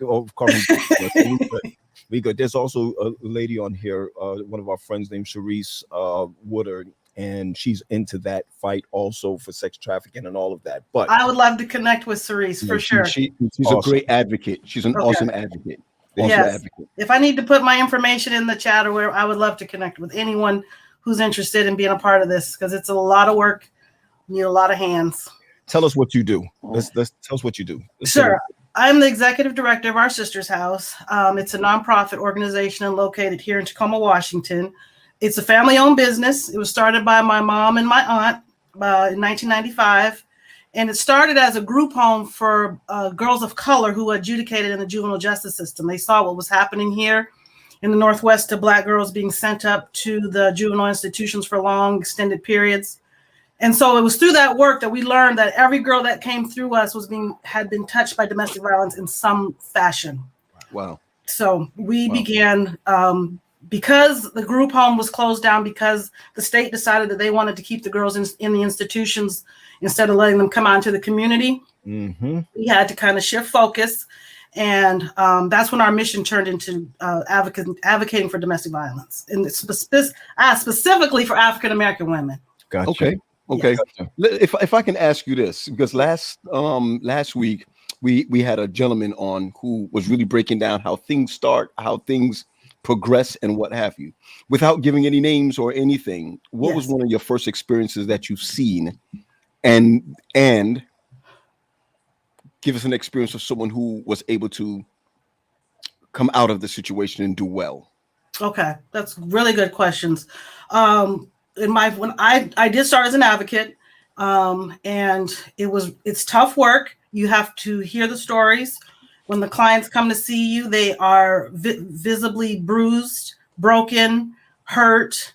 Your heart goes out to them. You try to fix them, but what can happen to you when you try to fix them and put your all into it? Many times they go back to their abuser. So it's important to establish boundaries first. You advocate, but you don't do things for them. You help them, you guide them, and you advocate and you support them, but you have to make sure you're not doing things for them, because in many ways you're just replacing what the abuser has already done. And we have cases all the time where women are able to leave. We have a program where we are able to put women into motels and get them out of their DV situation. We've had cases where we've gotten people out of the state and they've done well, and they've let us know that they've done well. They've gone to Georgia, Colorado, Ohio, different places where we keep in touch with them and make sure that they're safe, they're doing well, they're protecting their children. Right. Sure. And we have a program that works with children who witness violence. So a lot of those women that come to us have just recently gotten out of their DV situation. And so they're lost, they're struggling, they don't know how to parent their children. So we see a lot of success with those women and their children as well. At the end of the 8 weeks, they're like, I finally understand how to help my children cope. I have some strength, I feel I'm more self-sufficient. So we hear a lot of good things. It takes a lot of time and it takes a lot of energy. You have to be patient, but there is hope in this work when you are diligent in it. Kelly, I think when we think a lot about domestic violence, many of us always think about beating women. Mm-hmm. I know it goes both ways, but can we just I understand what you're saying. Let's just focus. Are there any other type? And I know we heard about it. Could you just explain a few more other types of domestic violence? The reason why I say that is because sometimes we don't recognize it as domestic violence. And I'm hearing you say the word DV, and I'm saying, wait a minute, they even got it termed out, DV as domestic violence. what are some other what does it look like besides coming home drunk and beating my wife or my girlfriend, my children? What else does it look like? There's psychological abuse, where it's called gaslighting, where hey, I think you're cheating on me, and what's going on with the money in the bank, and they're lying and saying, you're crazy, nothing's happening, just kind of minimizing what a woman's intuition is telling her, and that's called gaslighting. There's reproductive abuse. That's when a woman is, yes, and Sharissa said verbal, financial, emotional. That's when a woman is forced to keep having babies. How do you force a woman to keep having babies? What? You hide her birth control. Yes. You refuse to, he refuses to wear a condom. We had a client, she was 30 and she had 6 children, and they were like stair steps, and there was nothing she could do. It was a horrendous case, and she was also wrapped in the Israelite, the Hebrew Israelite movement. So they put that religion in there, yes, almost like Catholicism, where you can't use birth control, or there's something in there that says you can't use birth controls. You are my property, so I can do whatever I want to do. Whatever I want. Or Kelly, even in that mindset, a lot of times when they get into that religion, they're seen as they settle with the abuse. They're told that this is what God wants. Exactly. Sure. Exactly. So they're stuck. And how do you penetrate that? Right. How do you infiltrate that? Right. Got you. Right. It's very tough. Yeah. Wow. And the funny thing was, he let her come to our support group, but that was all he let her do. And she had to bring all 6 of those kids. We had childcare, but she could go nowhere without those babies. Kelly, talk about another thing that you talk about is the escalation. So a guy meets a girl, guy will say, hey, you're beautiful, shower her with all types of affirmative sayings that they don't hear. They may take an ugly feature, or people would consider ugly features, say, no, you're not ugly. Right. I like your scar. And then they give them a little money, just a Prince Charming of a fella, and then brings them in and start abusing. So a lot of people don't see that escalation happen. Right. They will also isolate them. He'll take a job in a big city, and all of a sudden he's moving to a little smaller place. Then he's moving to a little further out and further away from her family and her friends, and just keeps isolating her. That I knew of a situation of a lady that's exactly what happened. And I knew it was domestic violence. And I think she stayed married to him for a number of years, but it just hurt my spirit, because I just knew in my gut that that's what was happening to her. I was exactly right. Hold on 1 second, Paul. And it's funny because I have up a list here myself, and I'm looking at, you just said it, because I was just about to say, prevent you from doing the things that you want. I mean, that's wild, because you sometimes feel like that should be for each other, but not for what you want. You know what I'm saying? I don't want to go that far as far as it's concerned, but it says it says also like spending time with friends and family. Is that like keeping you away? Literally keeping you away from people? Yes, it is. You can have children, you can have, the children may be able to have a party every now and then, but and everything on the surface looks fine, but you can just kind of tell, when she can't come out to have dinner with friends and have a girls' night out, when she can't do certain little things that most married wives can do. You can go over here and have dinner with your girls, and just never been able to do anything without the kids being there, or just completely isolated from everyone. Yep. Right. Isolation. Right. So we know that this is not just a marriage kind of thing. It doesn't have to be a spouse or what have you. It could be a boyfriend, girlfriend. Yes. Are there any early signs that a woman can watch out for? That a couple can watch out for, a person can watch out for in a boyfriend-girlfriend relationship? Yes. Red flags, Gary. Red flags. Red flags. I'm seeing that everywhere. Yes. There are tons of red flags. You can see from controlling where she goes, when she goes out and he wants to know when she's going to be back. Hold on, let me hold her right there, Paul. Okay. Real quick.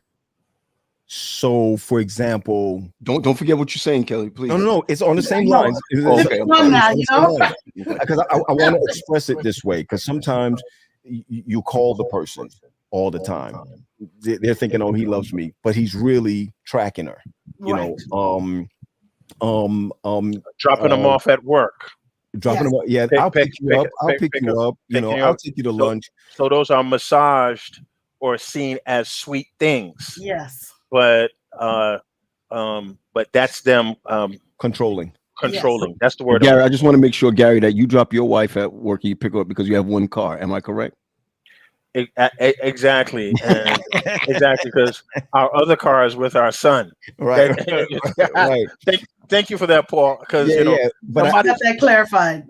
Somebody's going to stop me as Gaston said. I'm going to have a chance to be a lay pastor in Northeastern, and somebody's going to say, you know, Gary abuses Nilsa. That's right. And drops her off under the Deegan. Thank you. I appreciate that. Deegan, that's it. But I see it, Sharice. I see Sharice says love bombing. Love bombing. That's right. I didn't understand where she came from. To say the reason why I cut you off, and I don't mean to, Kel, is the reason why I said it is because I think that women may look at it as sweet, or wow, that's really nice. You know, hey, here's an iPhone. That's what was my next point. Okay, go. Yeah, no, I was gonna say technology, giving her a phone, but on the phone there's a tracking app. Yeah. He can check where she's spending, where she's going. He knows exactly where she is at all times. We've had women that have had, or just victims at large that have had things put on their car where they know there's a tracking device on their car, so he knows how much gas, where she's going, where the car is at all times. Wow. What he said, that's just to let you know the mental discord of that. Do you know, even if it's a tracking device, the effort it takes to track a Kelly or a Patrick or a Paul, always looking on your phone, seeing where there is, and you could be doing your father's business, no pun intended, and then, you know, that person is upset. Why were you there? And you get mad. Right. I think it's frightening sometimes because, okay, like my family, the four of us, we have not a tracker. What is it? We have something called Life 360. And it was my kids that stressed us into getting it. Now, it wasn't, it wasn't us that said, okay, we want so and so. My kids were like, yo, we want to know where everyone, and you know, I was a little bit taken back. Like not the other day, when my was still here, my daughter was still home. I went to get a massage, but I didn't really want everybody in the house to know I went to get a massage. You know, I mean, I could have wanted to go to a seedy place, you know, to get a massage. I'm just saying, I went to get a massage.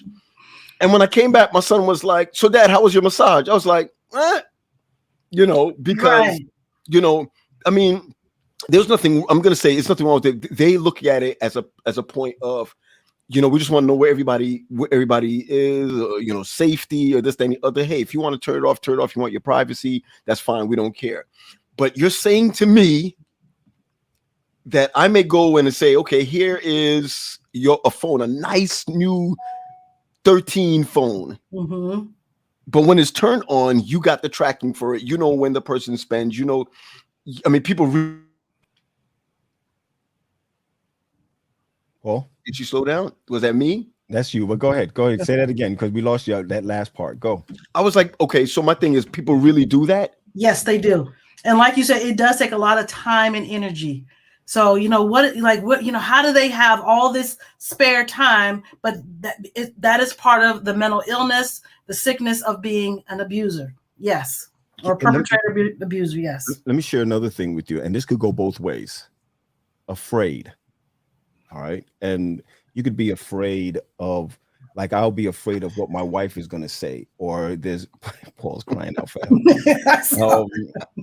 You know, or a husband or a wife. I can go both ways with this. That right, exactly. You're afraid of the attitude. So it's not just you know, punching or hitting or shoving or anything of that nature, but it kind of sets it up that you're walking on eggshells in your own home. Yes. That could be a part of it. And I want to flip it real quick because I used to preach.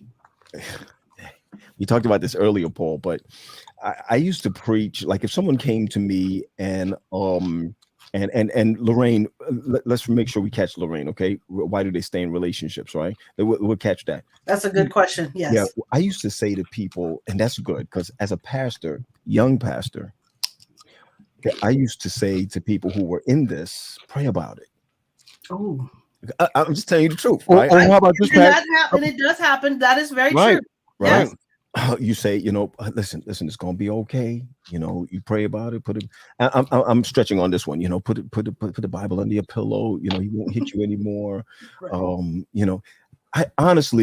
I used to say that to people. My story has changed over the past maybe 4 years. I'm gonna say Praise 4 God years. for that. Yes. Where I'm like, pick your up and go. Yeah. There's no time for Bible, no time for this, that, and the other. How do you get that black eye? Yeah. Oh, my husband hit me, but it's okay. Nah, get your stuff, get your kid, be out. Yeah. And that's another place where we have to refer as ministers or people in church. We have to refer to say, I know that here's the Harriet Tubman house that's over on so and so that you can go to. Well, Pat, it's more than that, right? So things that Kelly or myself do, we may know where the Harriet Tubman house is, but you need to know the people that work there. That's exactly right. Not just the executive director. Say that one more time. Say that one more time. You don't need to know where to go, but you need to know the people who works there. Okay. So it needs to be like, okay, Nilsa is abusing me. Okay, I'm calling Kelly. I said, look, go down there between the 5 and 12 shift and look for Paul.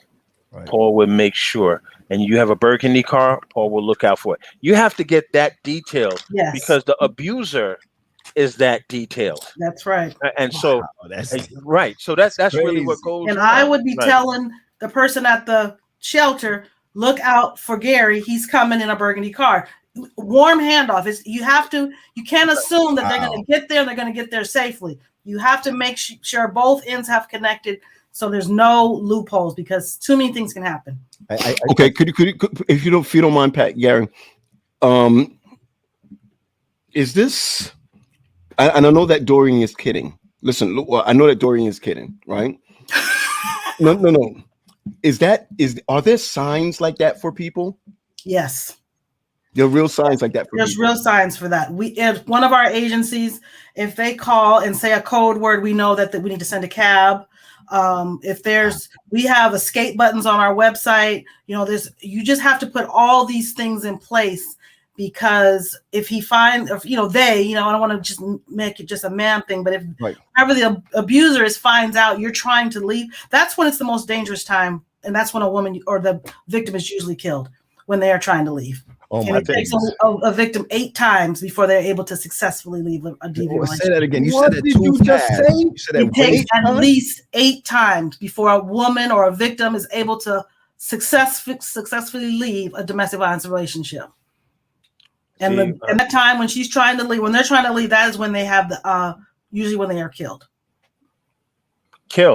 Because you're not even saying hurt, you're saying killed. Yes. Killed is one of the things because goosebumps. The real thing about that, Pat Paul, is that the facade of having a good family is high on men's radar. Mm-hmm. So the older we get, it's not how good we look or how much we dress, is the respect from the community.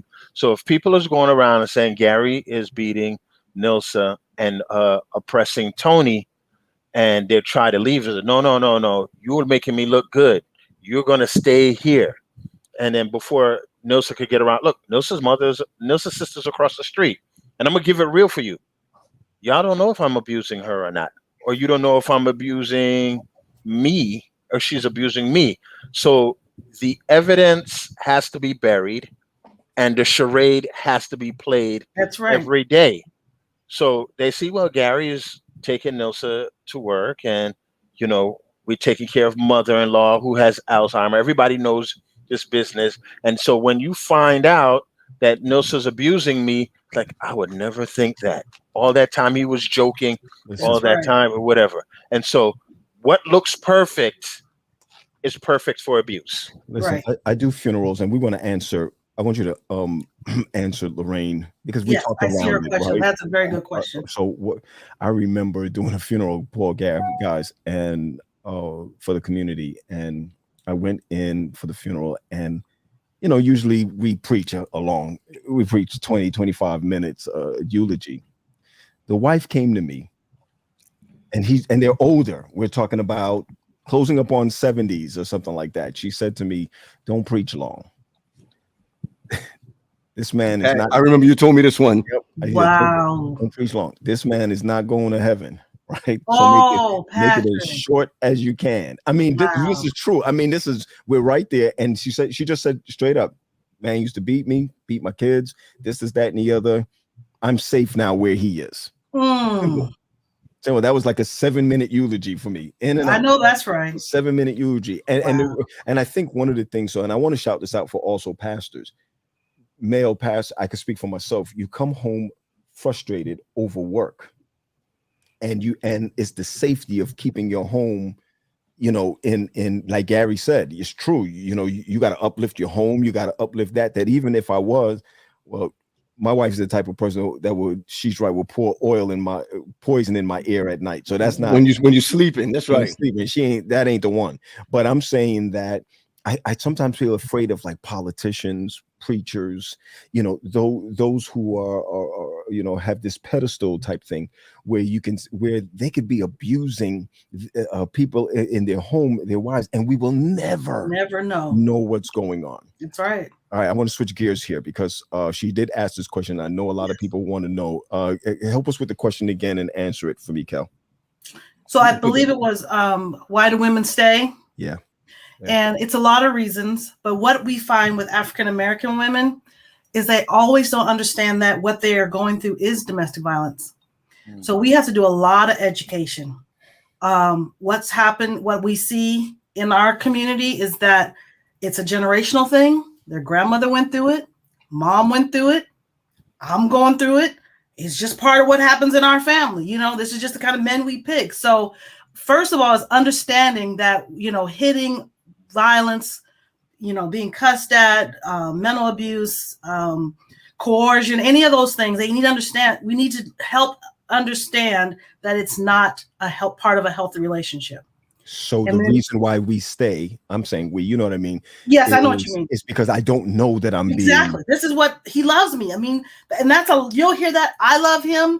This is what he does, and he says he's sorry, and he'll make up for it. He might go out and buy her something, take her out to dinner after he's done this, and then back to normal again. Exactly. So it takes that's one of the reasons why we wanted to establish culturally specific services for African American women, because it's about educating and promoting awareness. I'm sorry, please play. Oh, and that was just going to say that is the most important part of what we're doing right now is promoting awareness and trying to educate our community and make sure they know that there are services available, because when you're ready to leave, we're here to help you. We're here to help you get to safety and self-sufficiency. Kelly. Yes. You said 8 times, and I'm not holding you down to 8.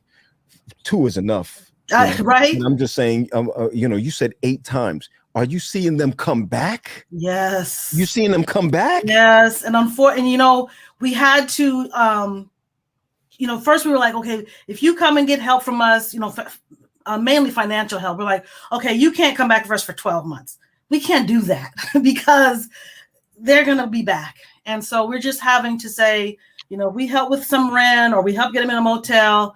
If you need us again, we're here, come back. We'll see how we can help you. We can't just, be so stringent and close the doors because it's powerful. It's a power and control dynamic of what you're dealing with. So you're going back and forth trying to battle against what they've been going through for years. One of the things that we see and what I need Gary for is the PTSD that these women or our victims suffer from. Right. Lots of post-traumatic stress disorder. In trying to help them overcome that's a big part of this as well. So the mental health piece is key. What scares me the most about this is that you will watch your parents go through this. And because I caught a little end of what you were saying. And then what will happen is that since grandma went through it, you know, your mother went through it, you went through it. Now they're dating someone who's beating them. Dating. Exactly. We're not saying married, right? They're not even married, right? Not even married. They're not even living in the same spot. Right. But, you know, raise your hand at them when they say something, or let me hold the 40, 50. I'm talking about 16, 17 years old. Let me hold your $20 for you. I'll tell you how to spend it. Those are to me, those are red flags that you got to pick out. Red flags. No, I know, Gary. I know the big word is red flags today. You don't have to be violent.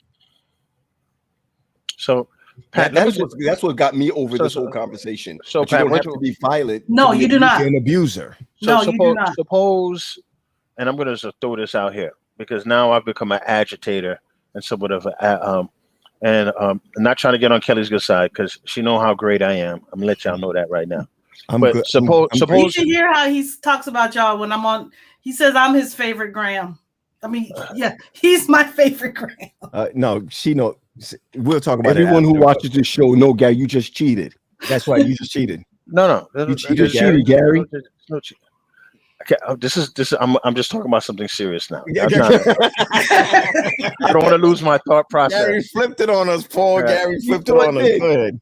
Suppose Elder Palmer, Dr. Bird, let's say all the regional conference presidents say that we are going to put a domestic violence policy, something that the NFL should have done, Major League Baseball should have done, or what have you. NBA, yeah. NBA, whatever. And we know, you know, and I know some of these men really good. If they'll sit down, I said, look, man, I know what's going on.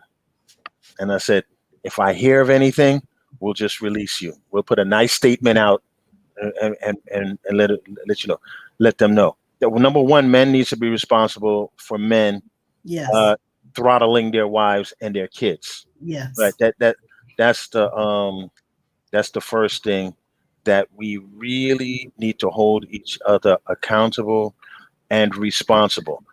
When people find out they will lose their jobs for putting their hands on their partners, sure, right, this will slow down a whole lot more. They will slam the door and they'll go out and get into a hotel before they put their hands on you. Yes. So that's one of the things that we have to do. Yes. I think a big deal with this is, and also let me say this too. Kelly mentioned PTSD, and so just like we use OCD, and we use that as a joke or crazy. Now PTSD is becoming such a common word. So yes, I'll give you a case in point. I happened to be driving in Manhattan today, and I was going by the World Trade Center, and I get this little tingle in my body. If you were in New York in 2001, and every time you pass by Battery Park or downtown Manhattan, you get this tingle in it. That's a form of PTSD because it brings back memories that are unwanted. Right. It's reoccurring. Reoccurring. So, and involuntary. Right. Yes. So in our church, we minimize the power of women. That's why we bring our young ladies to basketball games and we put them in sports. And then, those women who are younger is like, oh, my daddy don't touch me. You shouldn't touch me. You shouldn't. The only person I call daddy is my father. To me, those are the people I worry about because they're acting out things that they really want to happen. So this thing is deeper than it is. Very deep, yes. But so at the very beginning, we have to take these crumbs and then build a cake, and then people like Kelly or myself, even when we do the intake, we have to be very careful because they lie on the intake, and then you're going to have to find it again. I'm sorry, but I'm not even going to apologize. Why should I? Thank you, Paul. Thank you. I appreciate that. Because one of the things that mental health manna tomorrow morning, 7 a.m. Oh my gosh, here you go.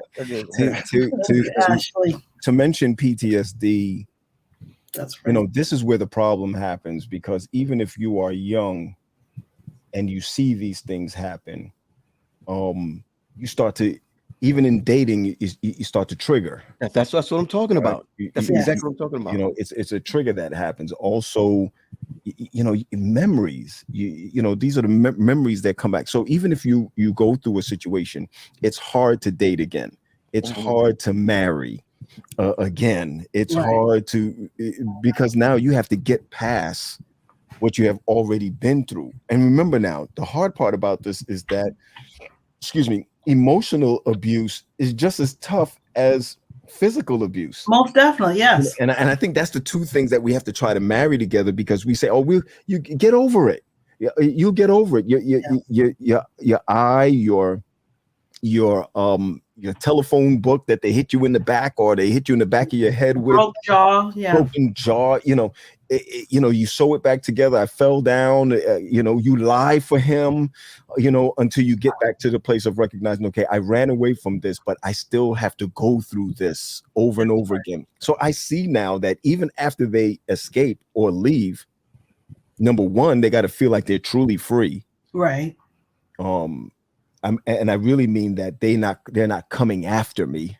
Right. Like, we don't really jail them. You know what I mean? No, exactly. It's a misdemeanor. Domestic violence is a misdemeanor. You're kidding me. Assault 4. Oh yeah, in this state, it's a misdemeanor. It's called assault 4, and you'll get arrested, but you will bond out probably with $1,000 or $500. $500 within 24 hours. Are you telling me that I could mistreat a dog and go to jail longer? Yes. Wow. Yes. Exactly. And then they have to go to something called perpetrator treatment, which they have to pay for. And of course, and usually it's on a suspended sentence of up to a year, so they don't have to do it right away. So yeah, there's a lot of loopholes in the system. The victims are not protected well at all. Another thing I wanted to bring up, Kelly, is I'm gonna make a self-confession. I've been watching a lot of TikTok and a lot of reels. Hilarious. But then there's two videos people could probably understand. They got a video where it's usually a guy smacking a girl. Oh no. And it goes psh, psh, psh, psh, psh, psh, psh. And you see the girl kind of like, it's supposed to be funny. Oh no. After a while I didn't think it's funny. So they do the Bruce Lee sound effect. And then you could tell that the girl's like, stop. You know what I mean? And right. It gets sad after a while. So if you're looking at, you'll see that. And the second thing that I don't like what's going on that falls to that culture, it's a guy, he's going up on the girl and he comes up there, he's about to kiss her. And he says, let me borrow $20. So in our culture, I don't believe in borrowing $20 from my girlfriend. You know what I mean? So that's a whole thing, and then $20 turns into other things, and needs or whatever. So these little cultural seeds is something that we need to say. That's funny, but that's what we do not do. Right. We do not play fight in the house. We don't let me hold $20 for what? Are you going to put gas in my car? Right. Or are you going to use that to buy weed or something like that? You know what that means. So that's another thing we need to look out for. I agree. G-Man, I think the biggest thing. I'm wise and I'm smart. That's what you're about to say. Thank you. It's coming. I think what bothers me about this the most is when you don't know. And I have to go back to that again. When you're totally oblivious of it. Yeah. Is that what you're talking about? Yeah. You don't know. You don't know what's, I'm in my internship right now, and of course I don't know everything. You try to do everything by the letter of the law, as far as counseling is concerned. And I'm working with a client that has dedicated 20 years to a man who don't want her. And really, as a counselor, and I know you both know this, or maybe I'm just too green, which I admit in some cases I'm green. You can't really step out and be like, yo, leave that Negro, or get up and you want her to see it. You want her to see, what's going on. And by the way, the story is deeper than what it is. But when you look at it, is he controls the money. He controls her time. She has no friends. Wow. Let me give you a story. to help you to put some perspective on that. Go ahead. When my kids were little, we used to go to this barber. She was Korean. Her name was Bright. She knew how to cut our hair. She cut all the soldiers' hair from the local base. Because you're Creole. That's right. You had that good hair. She cut.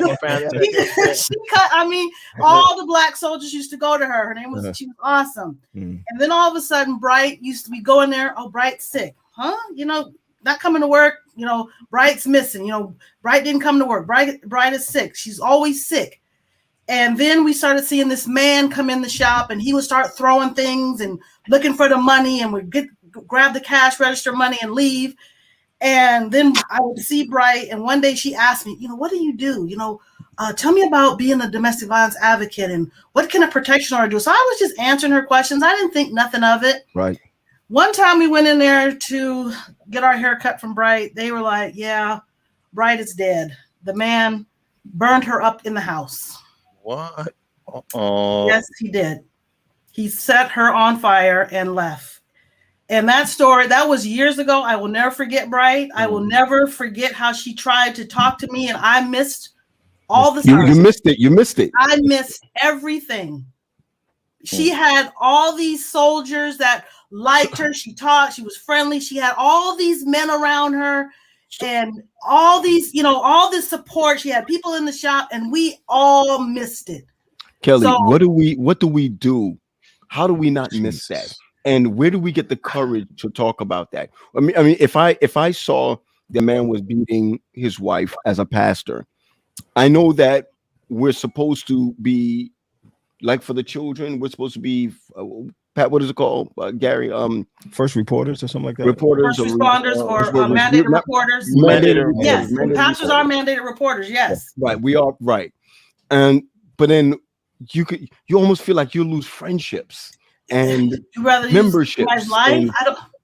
But your life, you have to think in that perspective, because that haunts me to this day. And so that's why I don't play around. When I see something, call the police, pull them to the side. What if you're wrong? You'd rather be wrong. Yes.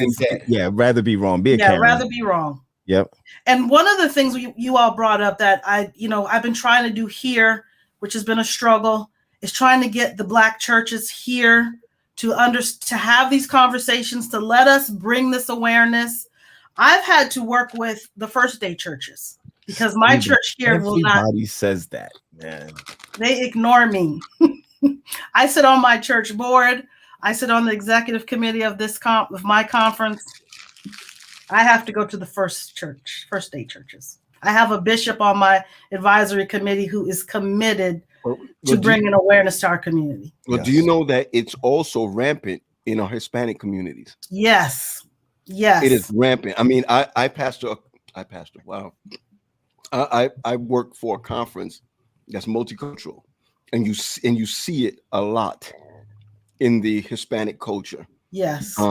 It's in all cultures, Paul. It is. Right. In the Samoan culture here, they're considered the warrior culture. So it's almost expected that there's going to be domestic violence, and it's both ways. Men against women, women against, they beat up each other. It's awful.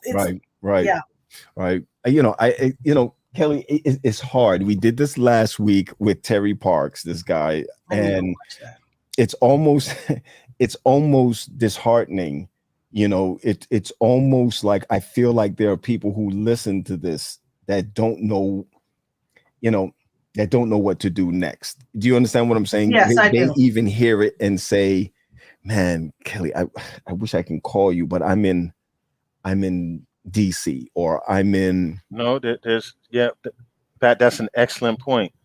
And honestly, and as serious as I am, I agree. Is that there's somebody in this chat who's probably I don't know them or what have you. They're gonna be like, yo, those knuckleheads pinned me tonight, pinned me today. They heard last week's conversation and they heard this week's conversation. Well, and we have to be like, I'm really serious like this, man. It is really like men really needs to step up. And I've been sad about this. I know people who don't treat their people right. And I need to be like, like, you know, when somebody takes our cigarette from us or our drink, or when you steal my sandwich, how mad I get. That's how we. That's exactly. I get mad over if Patrick takes my sandwich, we gonna fight. Right. You understand? Or if I take his car without permission, we're gonna fight. But well, then you could take it. You could take the car. I don't want that anyway. Yeah, but I just saw Pat's car today in the street, and I was like, "Yo, what's your car doing in the street?" You can take that. I just called him. G, let me back up though. No, let me just finish with this and say, okay, if Pat put his hands on Natalie, he should feel the anger and the wrath, not only of disappointment. Like, yo, well, I'm not even. It needs to happen. Let me be clear. Let me be really clear. I remember I was 26, 27 years old. You don't have to tell that story, Paul. Well, I'm just simply saying I was I didn't put my hand on her, but I was so upset about something. I was throwing things around and so whatever. And she called Gary and Patrick. Yeah, that's abuse, Paul. So you do need help. Oh, Jesus. You cry, Paul. Listen, if you need to get out. My brothers called me, and they land-based me. Sure, they didn't even. They didn't let me off the hook. I could remember I was 26. I probably was 26 years old, and I went to the house and I said, and I was just like, "Who's in here?" I thought I saw somebody walk in here, and and she called Gary and Pat, and they called me. We can hear you. We can't. You froze, but we can hear you. And Paul, here's the thing, and I think Kelly was saying this before. Some people don't have anyone to call. Right. Remember, sometimes your abuser takes you out of your surroundings, takes you out of your family. Like I was telling you before, this person has no friends. Do not communicate with her mother. You know what I'm saying? The abusers do that. And yes, Paul, you're right. Even though we were there for that, there's an accountability aspect. Yes. But let me just flip this. I'm gonna go back to Gary. NFL. The Adventist Church, the Black Adventist Church, yes, the Hispanic Adventist Church, the Samoan Adventist Church, and you know they have them, especially as you go west. You know, yes, we do. And they're very separate. And here's the thing: Americans save you because most cultures allow it. Come on. Most cultures, I think. Wait, but especially by the laws that has not been instituted. For the safety. Paul, it's only until 1970 that the law came in that a man can't beat his wife. That's 1970. We were born 1970, right? So I think except for Virginia, even now as a commonwealth. Right. They have their little thing. Right. Even when I look at that, I'm saying there needs to be more education. Yes. Right. You know, it's time for pastors, black pastors, because your house or your, I don't want to call it a business, your saving grace, your ministry is for black our people, people, yes, right? So that means the black church must be involved. Yes, same thing. This is what I don't like. We are now waking up to mental health. Good grief, we were great. We had problems back in the day, right? Now we're waking up to it, right? Where the conference is getting up and saying we need a director who is discussing mental health. Boom. Wait, there's other things out there, right? That's out there, right? So if you're talking about domestic violence, you know how many people in your church, in your community are going through this, and we just never know. They're not beat in the face. Right. And they don't know that they're doing this. I believe, Gary, Paul, that this is a wake up for this month, that somebody needs to know where to go. Yes. Well, I'm gonna tell you right now, Pat, flesh and blood have not revealed that to you. I just got a text just now. I'm serious. I just got a text just now, which says, I'm going to read it verbatim. I'm not going to say the person's name. Okay. It says, "Hey, the fam and I are listening.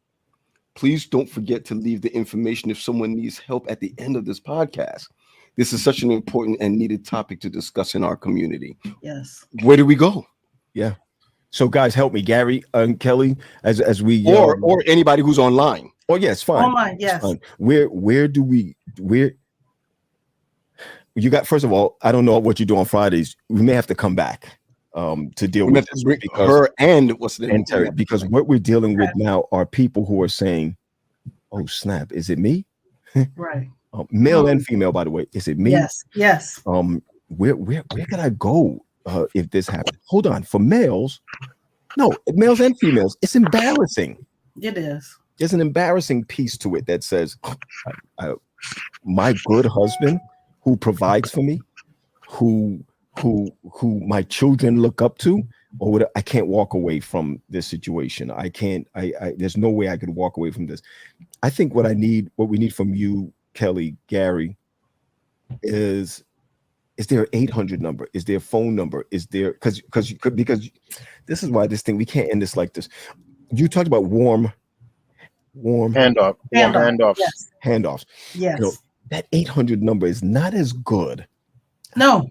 As when I say, listen, Kelly is there. Yep.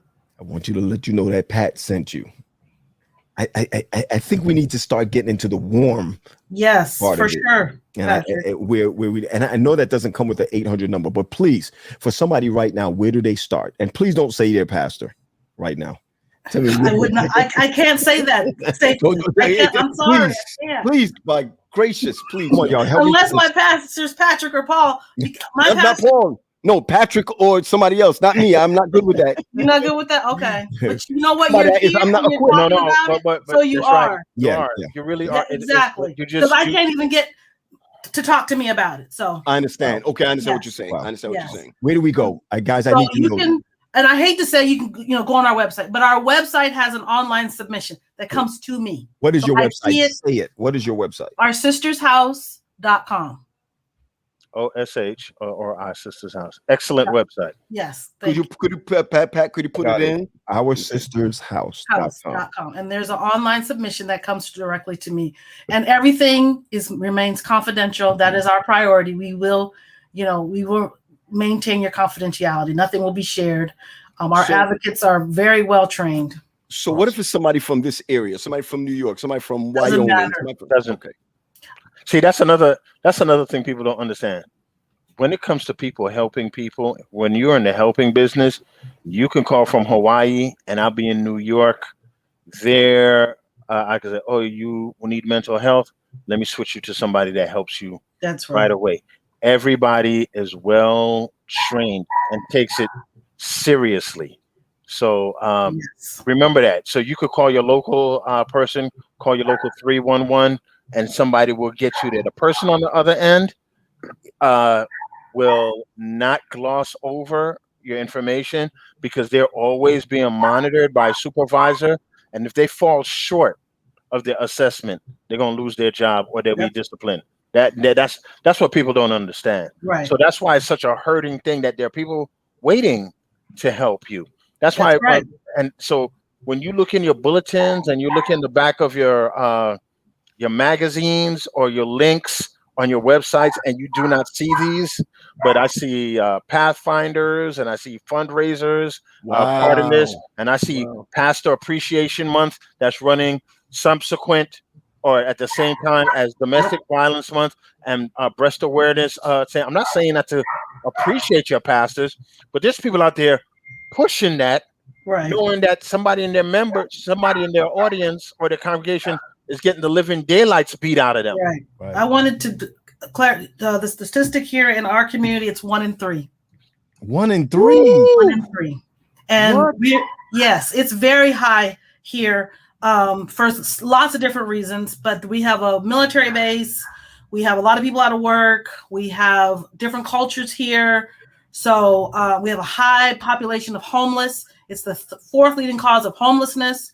So domestic violence it's at an epidemic because, and through the pandemic, we just saw probably about a 500% increase in domestic violence. Oh my God. We've had, I want to say, usually we average around 13 murder suicides or domestic violence fatalities. I think we're up to 21 already for this year. Guys, so we're going over time, but I gotta no. Not you. I said, guys, we're going over time, but we need this. The pandemic, there was a way of escape before the pandemic. You can go to work. Yes. You can get away from him. He went to work. Yes, exactly. Right. He went to work. Yep. The kids, I mean, I know we're talking about women, but the kids can go to school and not have to. That means you could be trapped in the house. Yes, Patrick, we saw that. And not, we do a lot of things. We work with teens who are domestic violence perpetrators too. And we got kids hitting the parents over the heads with frying pans and beating up mom and dad. It has just been horrendous. Come on. Wow. Yes. Wow. And that's probably for another time, but that means we have not even scratched the surface. No. Right. We have not even scratched the surface. Listen, all I just want to say is this has been enlightening. I mean, 100% enlightening. And from last week up until now, perspective to a woman's perspective. This is I'm just saying we had a male perspective last week, right?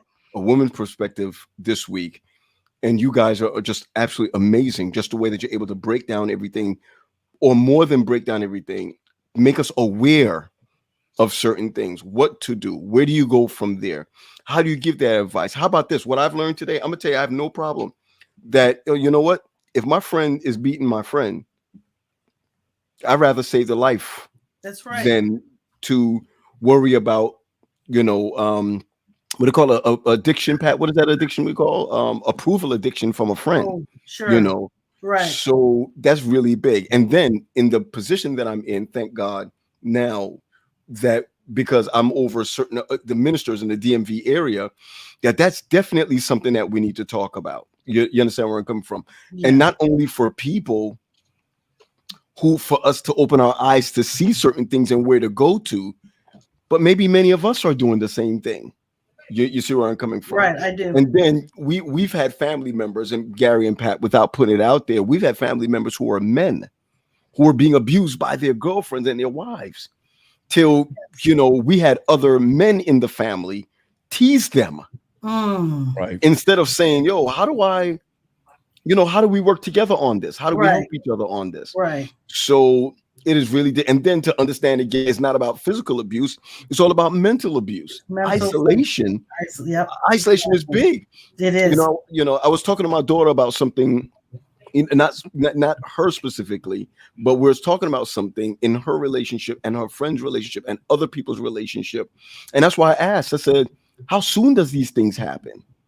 Does it, what are the marks of things like this? When do you know?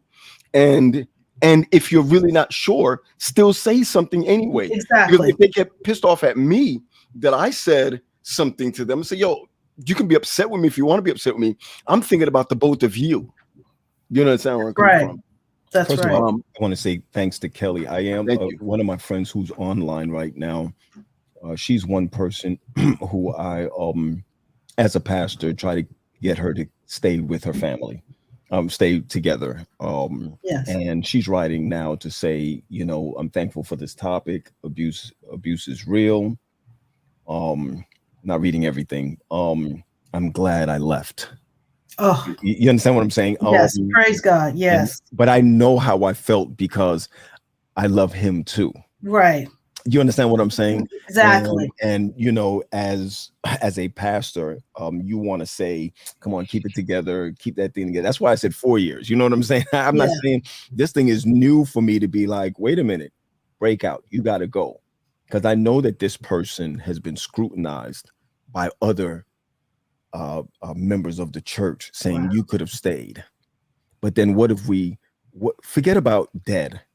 What if she was mentally destroyed by him?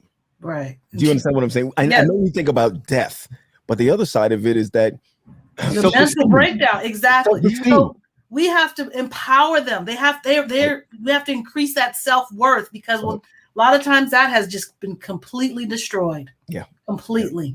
Yeah. Hey, we come down to and I don't think we've ever helped people this long before. Yeah. But Pat, give it a song, man. Give it a song and ask the question. Sick and tired of Gary. Gary cheated on this one, but go ahead. Gary, you did cheat on this one. But cheated on this one. No. I think she's a Ruby. Come on, Pat. I'm doing God's work, man. Okay, go ahead. We'll get out of here. Come on. So here's the magic question. The first question is: first of all, do you have any snacks? Did you bring any snacks with you? I'm a coffee drinker. It's still early on the West Coast. There's my camera. That is true. Coffee all day.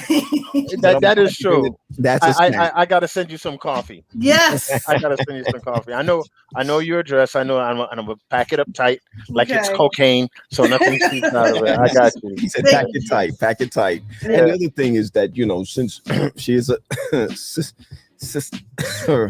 sister of mine, the question that goes around is who every week we ask the question. Okay. Yeah, she knows for our guests. Okay, just checking, and we won't feel bad about it. No, that was real. Freedom. I'm scared now. Yeah. Who's your favorite Graham? Who's your favorite? Oh no! Don't do me like that. Don't do me like that. Who's your favorite Graham? Please don't do me like that. Kelly, when's your next audit? Kelly, when's your next audit? I know, right? Patrick, my mom loves you.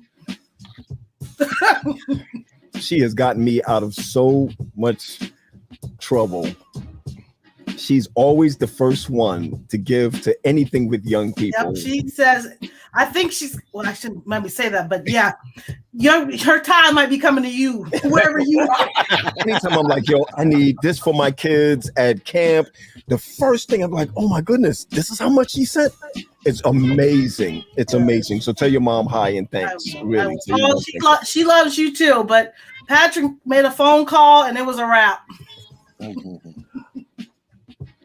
Tired of Patrick, and I'm tired of Gary. Did I win, Gary? Did I win? Wait, no. She didn't say that. She didn't say. She's talking about her mother. Calm down, Brian. Come on, man. Calm down. I don't know. G got me out of a big bind, and we've been doing some stuff.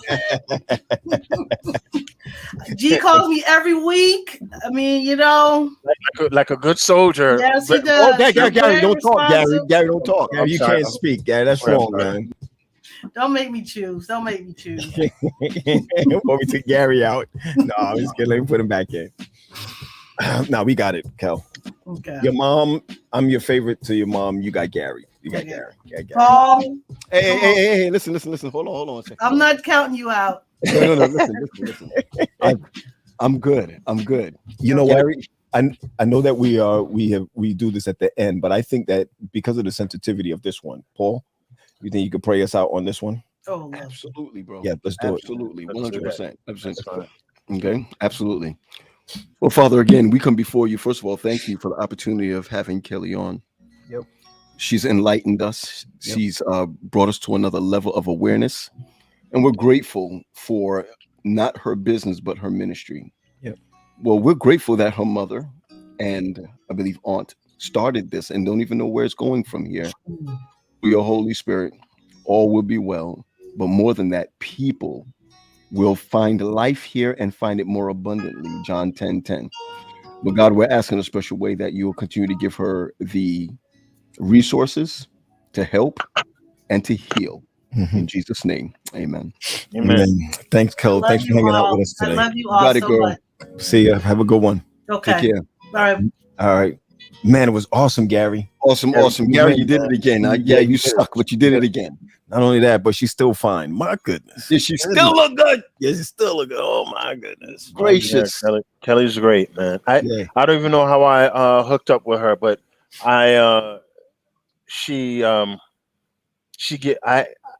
giving me some of her West Coast contracts. Right. So the joke that I have the blue clock that I have to know which one is in the West Coast and the East time Coast. zone, right? I my time zones always fall out of sequence, and one of the reasons is because Kelly's on the West Coast. She's having her coffee now. Yeah, right. But, listen, real quickly, man. I got to push my thing again, please, guys. Please don't push it again before we go. Go ahead. Again, I want to thank. Pat, put me on by myself if you don't mind. Okay. I just really want to let everyone know that I'm really proud of Tacoma Academy and what they've been doing for the past couple of years through Lulu Mufumu, their choir director. Took them to South Africa, did a wonderful job. Through the pandemic, they've want to just get out. So I'm going down to preach at Madison Mission, and they're going to have the opportunity to sing at Madison Mission and at Oakwood University. But we wanted to offset some costs.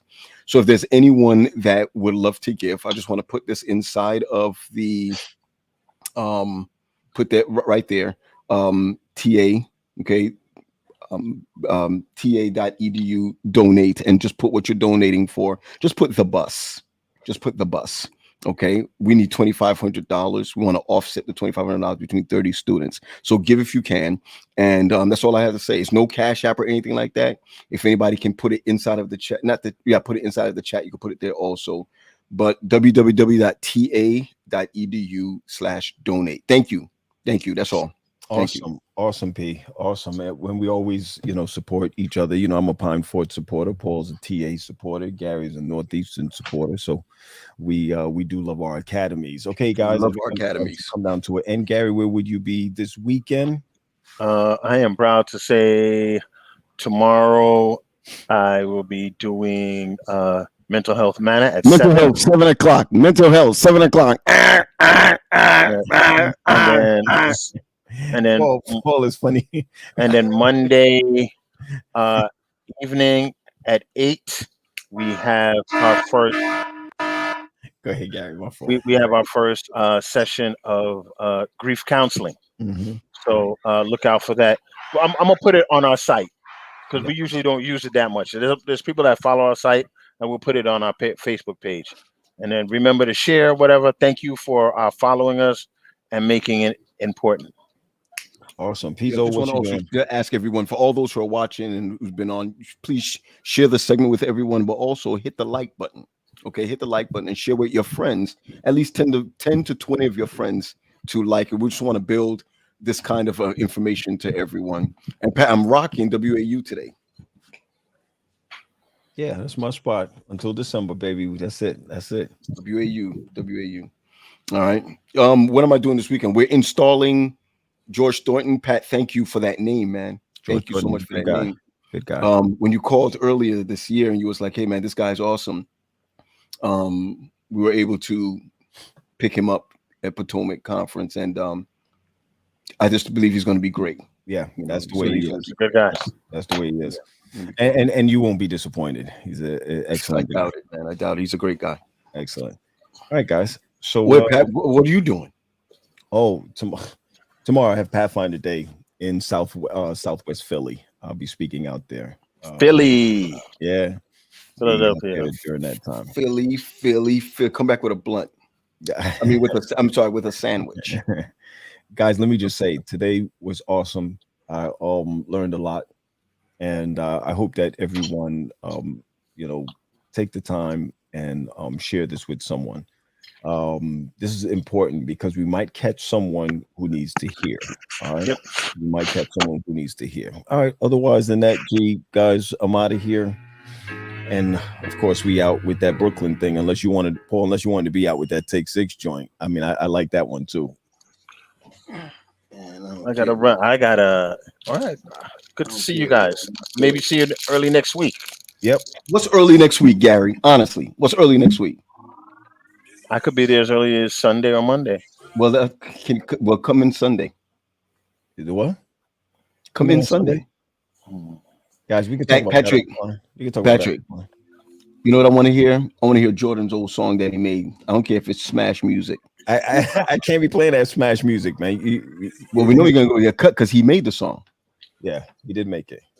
Come on, man. Come on, hit me with that. I'm not gonna leave. I don't know. Let me see. You're whack. I really don't know because I don't know what he's gonna say on here that that will kill like the whole thing. So it's cool. It's cool. I can't even do it. All right, but we're here. We're good. Let's go. Talk to you guys later. Wait, where's my music? What? Man, Pat, can you give me an outro? Okay, I'll give you one. Hold on. Hold on. You sure? Yeah.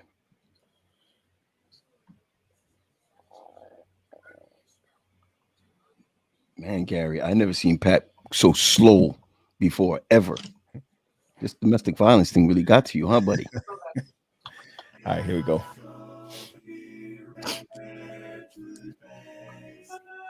All right, everybody, we out. Peace. See you, G. Later.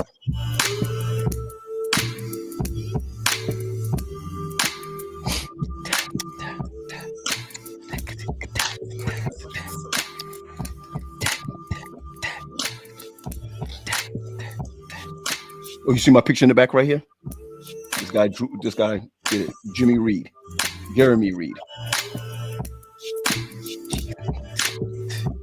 So my setup. Do you see my setup? Yeah. Peace out, James. Yo, what we gonna do after? You wanna go? Let's go get a drink from PJ. No, man. I don't drink caffeine. Why don't you come over so we play this baseball game real quick before the Sabbath? I'll play upstairs. I'll play you from upstairs. All right. Beat me up there when we're done, because we're still in the 5th inning. Yeah, and I'm still winning. That's fine.